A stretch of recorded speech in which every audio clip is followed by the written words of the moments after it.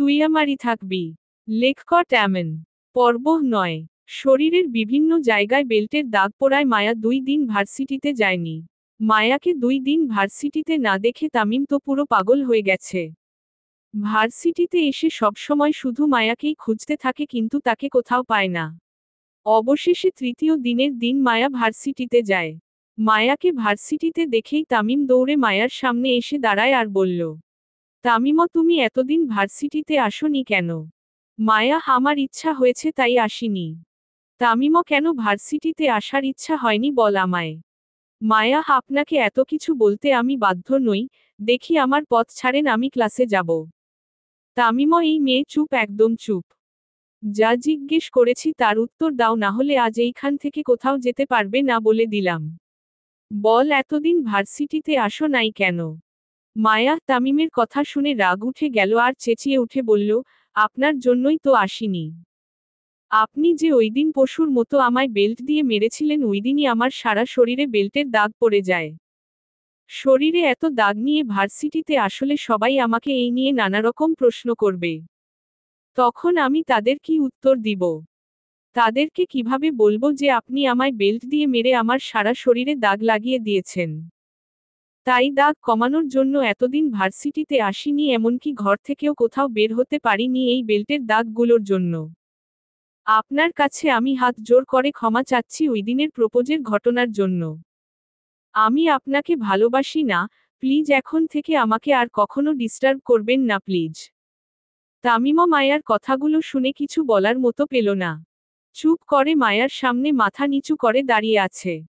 মায়ার এমন অবস্থার জন্য সে নিজেই দায়ী, তার নিজেকেই এখন বড্ড অপরাধী মনে হচ্ছে। মায়া তামিমকে চুপ করে থাকতে দেখে বলল, আবারও আপনার কাছে আমি হাত জোর করে ক্ষমা চাচ্ছি প্লিজ ওইদিনের ঘটনার জন্য আমায় মাফ করে দেন। আর সবকিছু ভুলে আগের মতোই জীবনযাপন করেন। আর আপনি চাইলেও আমাদের সম্পর্ক এত দূর যাবে না। কারণ আপনার বাবা এই শহরের নামকরা বিজনেসম্যানদের মধ্যে একজন। আপনার বাবার সামনে তো আমার বাবা কিছুই না। তাই নিজেদের মতো উচ্চ বংশের কোনো মেয়েকে বিয়ে করে নিজের জীবনসঙ্গী বানান, জীবনে অনেক সুখী হবেন। তামিমা আমাদের চেয়েও উচ্চ বংশের কোনো মেয়েকে বিয়ে করলেও আমি সুখী হতে পারবো না। কারণ আমি শুধু তোমাকেই ভালোবাসি, তোমাকে ছাড়া আমি অন্য কাউকে নিজের জীবনে ভাবতেও পারবো না। প্লিজ মায়া একটু বোঝার চেষ্টা কর আমি সত্যি তোমায় ভালোবাসি। আর আমি এটাও জানি যে তুমিও আমায় ভালোবাসো। চল না আমরা দুজন কোথাও পালিয়ে গিয়ে বিয়ে করে নেই, মায়ার হাত চেপে ধরে। মায়া তামিম ওর হাত ধরাতে ভার্সিটির অনেক ছাত্রছাত্রীরা এখন তাদের দিকে অন্য চোখে তাকিয়ে আছে। মায়ার এই বিষয়টা ভালো লাগলো না তাই যে ঝটকা মেরে তামিমের থেকে তার হাত ছাড়িয়ে নেয়। কি পাগলের মতো কথা বলে যাচ্ছেন, আমি আপনাকে কেন ভালোবাসতে যাব? আমি তো বললামই যে ওইদিন একটা বাজি জিতার জন্য আপনাকে প্রপোজ করেছিলাম। ওই ছেলেটা যে আপনি হবেন এটা আগে জানলে কখনো আপনার ধারে কাছেও যেতাম না। তাই আবারও বলছি আমি আপনাকে ভালোবাসি না। এরপর থেকে আর আমার সাথে কথা বলতে আসবেন না প্লিজ। কথাগুলো বলেই মায়া দ্রুতগতিতে হেঁটে ক্লাসে চলে আসলো। ক্লাসে এসেই সে তার বান্ধবীদের কাছে এসে বসে পড়ল। নীলা হারে মায়া তুই এতদিন কোথায় ছিলি তুই? মায়া বাড়িতেই তো ছিলাম। নীলা দেখ একদম মিথ্যা বলবি না। তুই কি ভেবেছিস আমরা ওইদিন কিছু দেখিনি? আমরা ওইদিন সব দেখেছি। মায়া কি দেখেছিস? নীলা তামিম ভাইয়া যে তোকে ওইদিন জোর করে গাড়িতে তুলে নিয়ে গেছিলেন আমরা সব দেখেছি। তা তোকে উনি কোথায় নিয়ে গেছিলেন আর কেনই না নিয়ে গেছিলেন? মায়া নিশ্চুপ এখন এদেরকে সত্যিটা বলবে নাকি বলবে না এটাই ভাবছে। ইরা কিরে চুপ করে আছিস কেন? নীলা তোকে কিছু জিজ্ঞেস করেছে তার উত্তর দে। মায়া দেখ আমার এখন ভালো লাগছে না প্লিজ এইসব বিষয়ে আমায় কিছু জিজ্ঞেস করিস না। নীলা এইসব বলে বাঁচা যাবে না। আমাদেরকে তোর বলতেই হবে ওইদিন তামিম ভাইয়া তোকে কোথায় নিয়ে গেছিলেন আর কেনই বা নিয়ে গেছিলেন। মায়া আমি এইসব কিছু বলতে পারবো না। ইরা হো বুঝেছি তুই তো আমাদেরকে বন্ধুই ভাবিস না তাই এইসব বলছিস না। ওকে যা তোর বলা লাগবে না। মায়া হারে তোরা এইভাবে বলছিস কেন? আমি নীলা তোর সাথে আর আমাদের কথা নেই। তুই আর আমাদের সাথে একটা কথাও বলবি না বলে দিলাম। মায়া বুঝেছে এদেরকে ওইদিনের ঘটনাটা না বললে এরা তার সাথে আর কথা বলবে না। আচ্ছা বাবা ঠিক আছে আর রাগ করতে হবে না, টিফিন টাইমে তোদেরকে সব বলবো যা। নীলা সত্যি তো? মায়া নীলা যদি না বলিস তাহলে কিন্তু তোর সাথে আমরা আর কথা বলবো না, মনে থাকে যেন। মায়া আচ্ছা জানু মনে থাকবে। তারপর তারা মিলে কিছু টুকটাক কথা বলতে লাগলো। কিছুক্ষণ পর ক্লাসে স্যার এসে প্রতিদিনের মতো ক্লাস করাতে লাগলেন। একে একে 3টা ক্লাস করানো শেষ হলে টিফিন টাইমের বেল বেজে উঠল। স্যার ক্লাস থেকে বের হয়ে যাওয়ার পর সকল ছাত্রছাত্রীরাও ক্লাস থেকে বেরিয়ে পড়ল। মায়াও তার বান্ধবীদেরকে নিয়ে ভার্সিটির ক্যান্টিনে চলে আসলো। এসে সবাই যার যার জন্য খাবার অর্ডার দিয়ে একটা টেবিলে গিয়ে বসল। নীলা এখন বল তামিম ভাইয়া তোকে কোথায় আর কেনই বানিয়ে গেছিলেন? মায়া তারপর তাদেরকে সব বলল। মায়ার কথা শুনে তার বান্ধবীরা তো অবাক, সামান্য প্রপোজের কারণে যে তামিম মায়ার সাথে এমন করবে তাদের বিশ্বাসই হচ্ছে না। ইরা কিন্তু তুই না আমাদেরকে বললি তুই তামিম ভাইয়াকে বলেছিস ওইদিন একটা বাজি জিতার জন্য প্রপোজ করেছিস। তারপরও উনি কেন তোর পিছে লেগেছিলেন এতদিন? মায়া তোদেরকে আমি মিথ্যা বলেছিলাম রে, আসলে আমি উনাকে এইসবের কিছুই বলিনি। উনার যে পরিমাণ রাগ, এইসব শোনার পর আমায় যে কি করবেন এটা ভেবে এতদিন বলতে গিয়েও বলতে পারিনি। তারপর ওইদিন সাহস করে বলেই ফেললাম, যার কারণে উনি আমায় ওইদিন ভার্সিটি থেকে তুলে নিয়ে গেলেন বিয়ে করার জন্য। নীলা তো এখন কি উনি আর তোর সাথে কথা বলেন না? মায়া ভার্সিটিতে এসে ঢোকার পরেই আমার পথ আটকে দাঁড়ান, তারপর ওদেরকে সকালের ঘটনাটা বলল। ইরা তুই বাজি জিতার জন্য উনাকে প্রপোজ করলেও উনি তোর সেই প্রপোজটাকে সত্যি ভেবে নিয়েছেন। আমার মনে হয় উনি তোকে সত্যি ভালোবাসেন, উনাকে এইভাবে ফিরিয়ে দেওয়াটা তোর একদম ঠিক হয়নি। মায়া উনার সাথে আমার যায় না রে। উনার ফ্যামিলি কত উচ্চ বংশের আর আমার কত নিম্ন বংশের। মায়া ভালোবাসাটা পরিবার বা বংশ দিয়ে হয় না। দুজন সত্যিকারে একে অপরকে মন থেকে ভালোবাসলেই ভালোবাসা হয়। মায়া কিন্তু সমাজ এখন পরিবার আর বংশটাই আগে দেখে। ইরা সমাজ তোকে খাওয়ায় নাকি পোড়ায় যে তুই সমাজ নিয়ে চিন্তা করছিস? মায়া হয়েছে বাদ দে এখন এইসব কথা। খাবার এসে পড়েছে এবার খাবার খা। মায়ার কথা শুনে তার বান্ধবীরা আর কিছু বলল না। তারপর সবাই যার যার মতো খেতে লাগলো। খাওয়া শেষ হলে সবাই যার যার বিল দিয়ে আবার ক্লাসে চলে আসলো। টিফিন টাইমের সময় শেষ হলে ক্লাসে আবার আরেক স্যার এসে সবাইকে ক্লাস করাতে লাগলেন। একে একে বাকি ক্লাসগুলো করানো শেষ হলে ভার্সিটি ছুটি দিয়ে দিল। ক্লাস থেকে বেরিয়ে এসে মায়া তার বান্ধবীদেরকে বিদায় জানিয়ে বাসায় চলে আসলো। আজকে টিফিন টাইমে আর বাসায় আসার সময় তামিমকে মায়া কোথাও দেখতে পায়নি। এতে মায়া মনে মনে অনেকটা খুশি হয়েছে। বাসায় এসে মায়া হাতমুখ ধুয়ে খাবার খেয়ে তার রুমে চলে আসলো। রুমে এসে শরীরের মধ্যে থাকা দাগগুলোতে মলম লাগাতে লাগলো। তার শরীরের অনেক জায়গায় এখনো বেল্টের দাগ রয়ে গেছে। মলম লাগিয়ে মায়া বিছানায় শুয়ে কিছুক্ষণ রেস্ট নিতে লাগলো। অপরদিকে তামিম টিফিন টাইমেই বাসায় চলে এসেছিল। বাসায় এসে কিছু না খেয়ে রুমে গিয়ে দরজা লাগিয়ে শুয়ে পড়েছে। তার মা অনেকবার খাওয়ার জন্য বলেছিলেন, কিন্তু সে খাবে না বলে শুয়ে রইল। শুয়ে শুয়ে তামিম মায়ার কথাই ভাবছে। জীবনে কখনো সে কারো প্রেমে পড়েনি। এই প্রথম সে একটা মেয়ের প্রেমে পড়েছে যে মেয়েটা হলো মায়া। মায়ার প্রেমে পড়ে সে মায়াকে এতটাই ভালোবেসে ফেলেছে যে মায়াকে ছাড়া সে কিছু ভাবতেই পারে না। মায়াকে ছাড়া সে জীবনটা কল্পনাও করতে পারে না। মায়াকে তার জীবনে না পেলে সে বাঁচতেই পারবে না। যে করেই হোক মায়াকে তার জীবনে লাগবেই। মায়াকে তার চাইই চাই। রাতের বেলা মায়া খেয়ে দিয়ে রুমে এসে কিছুক্ষণ বসে থেকে ঘুমিয়ে পড়ল। অপরদিকে তামিম তার মায়ের জোড়াজুড়িতে হালকা একটু খাবার খেয়ে রুমে এসে ঘুমিয়ে পড়ল। পরের দিন সকালবেলা মায়া ঘুম থেকে উঠে নাস্তা খেয়ে ভার্সিটিতে চলে আসলো। ভার্সিটিতে এসে ঢুকতেই সে একটা ছেলের সাথে ধাক্কা খেতে যাচ্ছিল কিন্তু একটুর জন্য বেঁচে যায়। সরি আপু আসলে আমি দেখতে পাইনি ছেলেটা। মায়া হারে সরি বলতে হবে না ধাক্কা তো আর লাগেনি। ছেলেটার দিকে তাকিয়ে দেখল ছেলেটা তার সাথেই পড়ে। ছেলেটার চেহারা অনেক চেনা চেনা লাগছে তার। হে মনে পড়েছে এটা তো ওইদিনের ছেলে যে আমায় নিচে পড়া থেকে বাঁচিয়েছিল আর তামিম ভাইয়া এর জন্য ছেলেটাকে মেরেছিলেন। ছেলেটা মায়ার দিকে একবার তাকিয়ে চলেই যাচ্ছিল, তখনই মায়া তাকে ডাক দিয়ে দাঁড়াতে বলে। ছেলেটাও মায়ার কথায় দাঁড়িয়ে পড়ে। মায়া, আপনি ওই ছেলেটা না যার সাথে আমি ওইদিন ক্লাসের ভিতরে ঢুকতে গিয়ে ধাক্কা খাই আর আপনি আমায় ধরে ফেলেন? তারপর তামিম ভাইয়া এসে আপনাকে চড় মারে?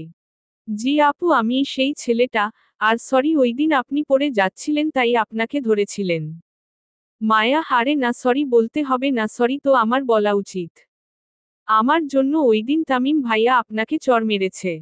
প্লিজ আমাকে এর জন্য মাফ করে দেন। না না আপু, ঠিক আছে, এইখানে মাফ চাওয়ার কি আছে? তামিম ভাইয়া হয়তো আপনাকে লাইক করে তাই আমি আপনাকে ধরাতে উনি আমায় মেরেছিলেন। মায়া, বাদ দেন এইসব কথা। আপনি তো আমার সাথেই পড়েন, তাহলে আমায় আপু ডাকছেন কেন? ওহ সরি, বলেই গেছিলাম আমরা যে একসাথে পড়ি। মায়া আর ওই ছেলেটা ভার্সিটির বাহিরে দাঁড়িয়ে টুকটাক কথা বলছিল, তখনই তামিম তার গাড়ি নিয়ে এসে ভার্সিটিতে ঢুকে। তাদের দুজনকে দাঁড়িয়ে দাঁড়িয়ে কথা বলতে দেখে তামিমের মাথা গরম হয়ে যায়। সে গাড়িটা ওইখানেই থামিয়ে ওদের কাছে এসে দাঁড়ায়। তামিমও, এই ছেলে, তোর সাহস কি করে হয় ওর সাথে কথা বলার? তোকে দেখে তো চেনা চেনা মনে হচ্ছে। হে, ওই দিন না তোকে চড় মেরেছিলাম ওকে ধরার কারণে, সেটা কি ভুলে গেছিস? তোকে তো আজ আমি সত্যিই মেরে ফেলবো বলেই ছেলেটাকে হাত উঠিয়ে চড় মারতে যাবে, তখনই মায়া তামিমের হাত ধরে ফেলে। মায়া তামিমের হাত ঝটকা দিয়ে দূরে সরিয়ে দিয়ে সজোরে তামিমের গালে একটা চড় মেরে বসে। মায়ার এমন কাজে তামিম গালে হাত দিয়ে অবাক চোখে মায়ার দিকে তাকিয়ে রইল। তুই আমারই থাকবি? লেখক এমন। পর্ব 10। মায়া তামিমের হাত ঝটকা দিয়ে দূরে সরিয়ে দিয়ে সজোরে তামিমের গালে একটা চড় মেরে বসে। মায়ার এমন কাজে তামিম গালে হাত দিয়ে অবাক চোখে মায়ার দিকে তাকিয়ে আছে। তামিমও, মায়া তুমি আমায় মারলে? মায়া, হে মেরেছি, আর এটাই আপনার প্রাপ্ত ছিল। আপনাকে কতবার বলেছি আমি আপনাকে ভালোবাসি না, তারপরও কেন সবসময় আমার পিছনে লেগে থাকেন? আমি কোনো ছেলের সাথে বা কোনো ছেলে আমার সাথে কথা বললে তাতে আপনার সমস্যা কি? আজ আমি নিজেই উনার সাথে কথা বলেছি আপনার ওইদিনের ব্যবহারের কারণে মাফ চাইতে। কিন্তু এটা দেখে আজকেও আবার আপনি উনাকে মারতে চলে এসেছেন। আপনার জন্য তো দেখছি আমি কোনো ছেলের সাথে একটু কথাও বলতে পারবো না। কেন আপনি আমার সাথে এমন করছেন কেন? তামিমও, কারণ আমি তোমাকে ভালোবাসি। মায়া, কিন্তু আমি আপনাকে ভালোবাসি না আর বাসবও না। প্লিজ আপনি আর কখনো আমাকে ডিস্টার্ব করবেন না প্লিজ। কথাগুলো বলে মায়া তামিমকে আর কিছু বলতে না দিয়ে সেখান থেকে ক্লাসে চলে আসলো। মায়া চলে যাওয়ার পরেও তামিম সেখানে ঠায় দাঁড়িয়ে রইল। মায়া তাকে ভালো না বাসলেও সে তো মায়াকে মন থেকে ভালোবাসে। তারপরও কেন মায়া তাকে এত অবহেলা করছে? মায়ার হাতে চড় খেয়ে তামিমের একটুও খারাপ লাগেনি। কিন্তু মায়ার অবহেলাটা তামিমকে খুব কষ্ট দিচ্ছে, যেটা সে কাউকে বলে বুঝাতে পারবে না। এদিকে মায়া ক্লাসে এসে মন ভালো করার জন্য তার বান্ধবীদের সাথে বসে গল্প করতে লাগলো। কিছুক্ষণ পর ক্লাসে স্যার চলে আসলে গল্প বাদ দিয়ে সবাই ক্লাসে মনোযোগ দিল। ওই দিনের মতো ভার্সিটি শেষে মায়া বাসায় চলে আসলো। বাসায় এসে খাওয়া দাওয়া করে নিজের রুমে গিয়ে একটু ঘুমিয়ে পড়ল। অপরদিকে তামিমও তার বাসায় গিয়ে হালকা কিছু খেয়ে রুমে গিয়ে ঘুমিয়ে পড়ল। এইভাবে কেটে গেল 1 মাস। এই 1 মাসে তামিম ভার্সিটিতে সারাক্ষণ মায়ার পিছনে লেগে থাকত আর মায়া তাকে দিনের পর দিন অবহেলা করেই গিয়েছে। রাতের বেলা তামিম তার মা বাবার সাথে ডাইনিং টেবিলে বসে খাবার খাচ্ছিল, এমন সময় তামিমের বাবা রফিক আহমেদ তামিমকে উদ্দেশ্য করে বললেন। তামিমের বাবা, কাল রিয়া দেশে আসছে, তুমি কাল ওকে এয়ারপোর্ট থেকে ড্রপ করে রিয়াকে ওদের বাসায় দিয়ে আসিও। তামিমও, এই রিয়া আবার কে? তামিমের বাবা, তোমার শফিক আঙ্কেলের মেয়ে রিয়া, যার সাথে তোমার বিয়ে ঠিক করা। তামিমও, তো আমি কেন উনাকে ড্রপ করতে যাব আঙ্কেল, রিয়ার বাবা তো আছেনই। তামিমের বাবা, না, তোমার আঙ্কেলের কাল একটা ইম্পর্ট্যান্ট মিটিং থাকায় উনি যেতে পারবেন না, বিধায় তোমার আঙ্কেল আমাকে বলে দিয়েছেন তুমি যেন কাল রিয়াকে এয়ারপোর্ট থেকে ড্রপ করে আনতে। তামিমও, আমি পারবো না, কাল আমার ভার্সিটিতে ক্লাস এক্সাম আছে। তামিমের বাবা, সেই এক্সাম কোন স্যার নিবেন? স্যারের নাম বল। তামিমও, আমাদের প্রথম পিরিয়ডের স্যার মুমিন হোসেন। তামিমের বাবা, দাঁড়াও, আমি উনাকে কল করে বলে দিচ্ছি যে তুমি কাল এক্সাম দিতে পারবে না। তামিমও, এই যাহ বাঁচার জন্য একটা মিথ্যা বললাম, এখন তো দেখছি সেটা আব্বু ধরেই ফেলবেন। কাল তো ক্লাসে কোনো এক্সাম নেই, যদি আব্বু স্যারকে ফোন করে তাহলে তো আমি ধরা খেয়ে যাব। না, এখন তো দেখছি আব্বুর কথা মানা না ছাড়া কোনো উপায় নেই। থাক আব্বু, তোমাকে আর কষ্ট করে ফোন করতে হবে না, আমি কাল যাব উনাকে ড্রপ করতে। তামিমের বাবা, তাহলে তোমার এক্সামের কি হবে? তামিমও, এক্সামটা এত জরুরি নয়, না দিলে কিছু হবে না। তামিমের বাবা, হোকে, তাহলে কাল সকাল 10টায় আমাদের একটা গাড়ি নিয়ে রিয়াকে ড্রপ করতে চলে যেও। তামিমও আচ্ছা। তারপর তামিম নিজের খাবার শেষ করে রুমে চলে আসলো। রুমে এসে প্রতিদিনের মতো সে মায়ার নাম্বারে একটা কল দিল, কিন্তু মায়া কল রিসিভ করল না। তামিম আর কল না দিয়ে মোবাইলটা একপাশে রেখে ঘুমিয়ে পড়ল। সকালবেলা ঘুম থেকে উঠে হালকা নাস্তা করে মায়া ভার্সিটিতে চলে আসলো। ভার্সিটিতে এসে তামিমকে কোথাও দেখতে না পেয়ে মায়া কিছুটা অবাক হলো। কারণ এই 1 মাস ধরে তামিম প্রতিদিন ভার্সিটির গেইটের কাছে দাঁড়িয়ে থাকত মায়ার সাথে কথা বলার জন্য। কিন্তু তামিমকে আজ সে কোথাও দেখতে না পেয়ে মনে মনে ভাবতে লাগলো, আজ কি উনি ভার্সিটিতে আসেননি? মনে হয় আসেননি, না হলে তো উনাকে ভার্সিটিতে দেখতে পেতাম। দূর, আমি উনাকে নিয়ে এত ভাবছি কেন? উনি না আসলে নাই, এতে আমার কি? উনি না আসলে তো আমারই ভালো, একটু শান্তিতে ভার্সিটিতে থাকা যাবে। তারপর মায়া ক্লাসে গিয়ে তার বান্ধবীদের কাছে বসে পড়ল। এদিকে তামিম 9:30-তে ঘুম থেকে উঠে ফ্রেশ হয়ে হালকা কিছু খেয়ে তাদের গাড়ি নিয়ে এয়ারপোর্টে চলে এলো। এয়ারপোর্টে এসে অনেকক্ষণ ধরে রিয়ার জন্য দাঁড়িয়ে আছে, কিন্তু রিয়ার দেখা মিলছে না। হঠাৎ তার মাথায় আসলো, এই জাহরিয়া মেয়েটাকে তো কখনো দেখিনি, তাহলে ওকে চিনব কি করে? মেয়েটার কোনো ছবিও তো নেই আমার কাছে। দেখি আব্বুকে ফোন করে উনি কি বলেন। তামিম পকেটে থাকা ফোনটা বের করতে যাবে, তখনই কেউ একজন সামনের দিক থেকে এসে তাকে শক্ত করে জড়িয়ে ধরল। তামিম টাল সামলাতে না পেরে কয়েক পা পিছিয়ে গেল। যেন কেউ দূর থেকে দৌড়ে এসে তাকে জড়িয়ে ধরেছে। তামিম কিছু বুঝতে না পেরে তাকে জড়িয়ে ধরে থাকা মানুষটার দিকে তাকালো। দেখল একটা মেয়ে তাকে জড়িয়ে ধরে আছে। মেয়েটা তাকে এত শক্ত করে জড়িয়ে ধরে আছে যে তামিম তাকে নিজের থেকে ছাড়াতেই পারছে না। অনেক জোরাজুরি করে অবশেষে তামিম মেয়েটাকে নিজের থেকে ছাড়ালো, আর ছাড়িয়েই মেয়েটার গালে ঠাসস করে একটা চর বসিয়ে দিল। চর খেয়ে মেয়েটা এক হাত দূরে গিয়ে পড়ল। তামিমও, অসভ্য মেয়ে কোথাকার, লজ্জা করে না একটা অপরিচিত ছেলেকে এত মানুষের সামনে জড়িয়ে ধরতে? রাগান্বিত হয়ে মেয়েটা এবার মাথা তুলে তামিমের দিকে তাকালো আর বলল, অপরিচিত কোথায়? নিজের হবু বরকেই তো জড়িয়ে ধরেছি, মুচকি হেসে। তামিমও, মানে হবু বর কাকে বলছেন? মেয়েটা, কেন তুমি? তোমার সাথেই তো আমার আরো কিছুদিন পর বিয়ে হবে, তাহলে তো তুমি এখন আমার হবু বরই, তাই না? তামিমও, শাট আপ, কি আজে বাজে কথা বলে যাচ্ছেন, মাথা ঠিক আছে তো আপনার? মেয়েটা আগে ছিল, বাট এখন তোমাকে দেখার পর থেকে আর ঠিক নেই। তামিমও, পাগলের মতো করে কথা বলছেন কেন, পাগল নাকি আপনি? মেয়েটা, পাগল না গো পাগলি, তাও শুধু তোমার পাগলি। তামিমও, বোন আপনার পায়ে পড়ি প্লিজ, মাথা গরম না করে এইখান থেকে যান প্লিজ। মেয়েটা, হই আমি তোর কোন জন্মের বোন লাগি হে? কয়দিন পর তোকে বিয়ে করে তোর বাচ্চার মা হব, আর তুই আমাকে বোন বলছিস? রাগে একদম লাল হয়ে। তামিমও, দেখেন আপনি এইসব কি বলছেন, আমার মাথায় কিছুই ঢুকছে না। আপনি কে বলেন তো? মেয়েটা, আমি রিয়া, চিনতে পারছো না আমাকে? তামিমও, রিয়া? কোন রিয়া? খানিকটা অবাক হয়ে। মেয়েটা, তোমার আব্বুর বন্ধু শফিক চৌধুরীর মেয়ে আমি, রিয়া চৌধুরী। তামিমও, তার মানে আপনিই সেই রিয়া? রিয়া, কেন বিশ্বাস হচ্ছে না বুঝি? তামিমও, না মানে আপনাকে তো আগে কখনো দেখিনি, তাই চিনতে পারছি না। রিয়া, কিন্তু আমি আপনাকে ভালো করেই চিনি। আব্বু আমায় আপনার কয়েকটা ছবি দিয়েছিল মোবাইলে। তামিমও, ওহহ, আর আমি সরি আপনাকে চর মারার জন্য, আসলে তখন বুঝতে পারিনি যে এটা আপনি। Riya, it's okay, no problem. তামিমও, আচ্ছা তাহলে চলুন আপনাকে বাসায় পৌঁছে দিয়ে আসি। রিয়া, হুম চলেন। তারপর রিয়াকে সাথে নিয়ে তামিম এয়ারপোর্টের বাহিরে এসে ওকে গাড়িতে উঠিয়ে নিজেও উঠে বসল।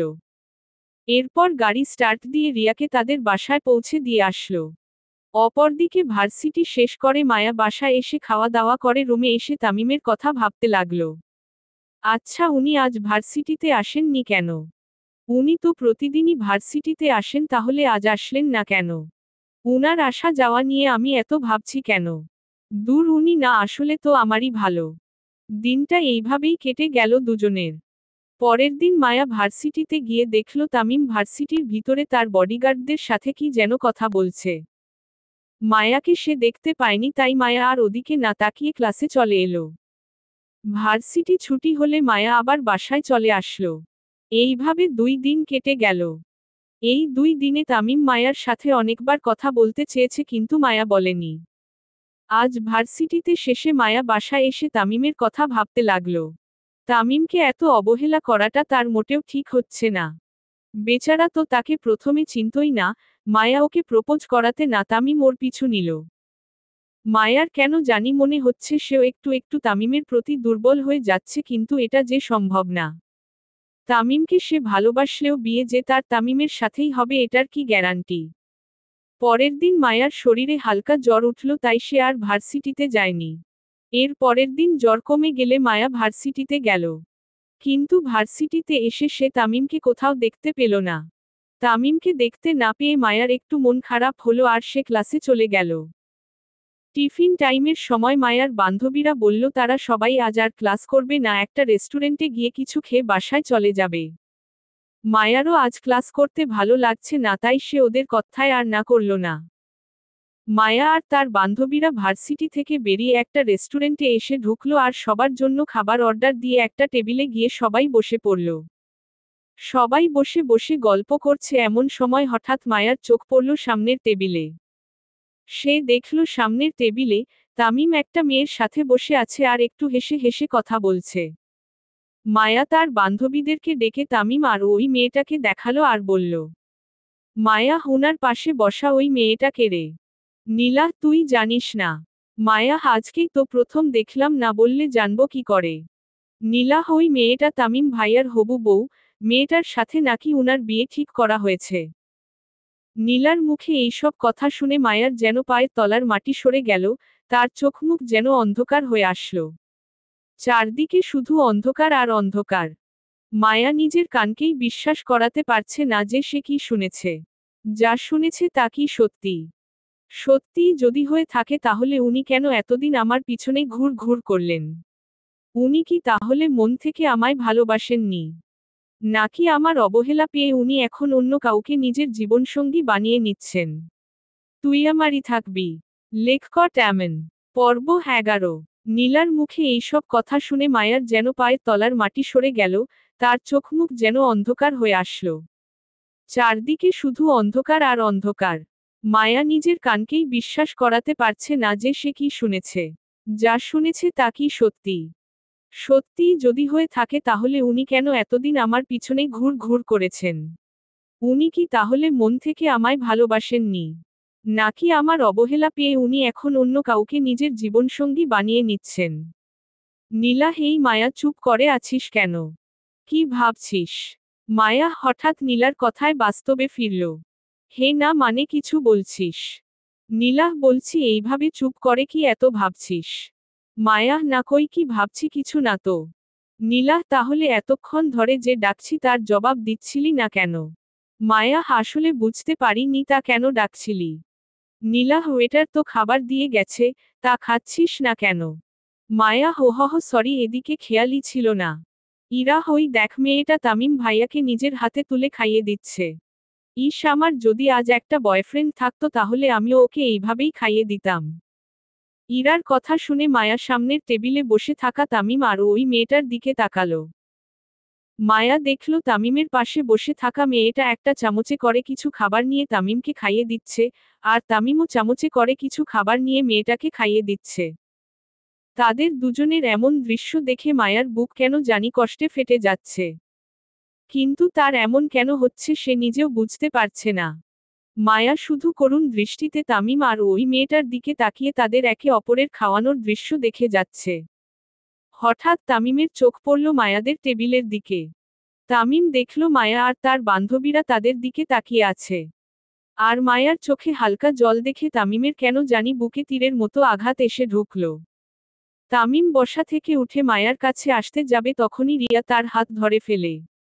রিয়া, হারে তুমি কোথায় যাচ্ছ? তামিমও, আমার হাত ছাড়ুন প্লিজ। রিয়া, না, তোমার হাত ছাড়া যাবে না, চুপচাপ এইখানে বসে থাক। আমি এইখানের কিছুই চিনি না, তুমি আমাকে এইভাবে একা ফেলে কোথাও যেতে পারবে না, বলেই তামিমকে ওর সিটে জোর করে বসিয়ে দিল। তামিমও দেখেন আমার। রিয়া আরেকটা কথা বললে কিন্তু আমি আঙ্কেলকে ফোন করব বলে দিলাম। তামিমও আর কোনো উপায় না পেয়ে বাধ্য হয়ে আগের মতো বসে রইল। এদিকে মায়া আর তামিম একে অপরের দিকে করুণভাবে তাকিয়ে আছে। যেন তারা দুজন একে অপরের সাথে চোখ দিয়েই কথা বলছে, চোখের ইশারায়। মায়া আর থাকতে না পেরে বসা থেকে উঠে দাঁড়ালো। নীলা, কি হলো, তুই উঠে পড়লি কেন? মায়া, আমি বাসায় চলে যাচ্ছি। ইরা, এটা কেমন কথা, মাত্রই তো আসলাম। আর কিছু না খেয়েই চলে যেতে চাচ্ছিস? তোর হঠাৎ কি হয়েছে? মায়া, কিছু হয়নি, আমার ভালো লাগছে না, আমি খাবো না। তোরা খেয়ে নে, আমি বাসায় চলে যাচ্ছি। নীলা, দেখ, একদম ঢং করবি না, সবাই কত আশা নিয়ে এসেছি যে সবাই মিলে গল্প করতে করতে মজা করে খাবো। আর তুই এখন কিছু না খেয়েই চলে যেতে চাচ্ছিস? মায়া, আসলে। ইরা, দেখ, তুই এইভাবে চলে গেলে আমরাও চলে যাব কিন্তু। চুপচাপ বসো আর খাবারগুলো খেয়ে নে, তারপর না হয় বাসায় চলে যাস। মায়া ভেবে দেখল, সত্যি আমি যদি এখন খাবার না খেয়েই চলে যাই তাহলে এরাও না খেয়ে চলে যাবে। আমার জন্য শুধু শুধু ওরা না খেয়ে চলে যাবে কেন? আমি বরং তাড়াতাড়ি খেয়ে নেই, তাহলে আর এরা মাইন্ড করবে না। নীলা, কি হলো, দাঁড়িয়ে আছিস কেন, বসো। মায়া কিছু না বলে তার চেয়ারে বসে পড়ল আর খাবার খাওয়া শুরু করল। 3 মিনিটেই মায়া নিজের খাওয়া শেষ করে উঠে পড়ল আর নিজের বিল তার বান্ধবীদের কাছে দিয়ে তাড়াতাড়ি করে রেস্টুরেন্ট থেকে বেরিয়ে আসলো। আসার সময় একবার আর চোখে তামিমের দিকে তাকিয়েছিল, তামিমও মায়ার দিকে কেমন করে যেন তাকিয়েছিল। এদিকে মায়ার বান্ধবীদের এখনো অর্ধের খাওয়াও শেষ হয়নি, সেখানে মায়া সব খাবার খেয়ে ফেলেছে। তারা বুঝতে পারছে না যে মায়ার হঠাৎ কি এমন হলো যার কারণে এত তাড়াতাড়ি খাবার খেয়ে বাসায় চলে গেল। তারা আর এত কিছু না ভেবে নিজের মতো খাবার খাওয়া শেষ করে বিল মিটিয়ে যার যার বাসায় চলে গেল। তামিমও খাওয়া শেষ হলে এবার উঠি। রিয়া, কেন, কোনো কাজ আছে নাকি? তামিমও হুম। রিয়া, কি কাজ? তামিমও আছে, পার্সোনাল একটা কাজ।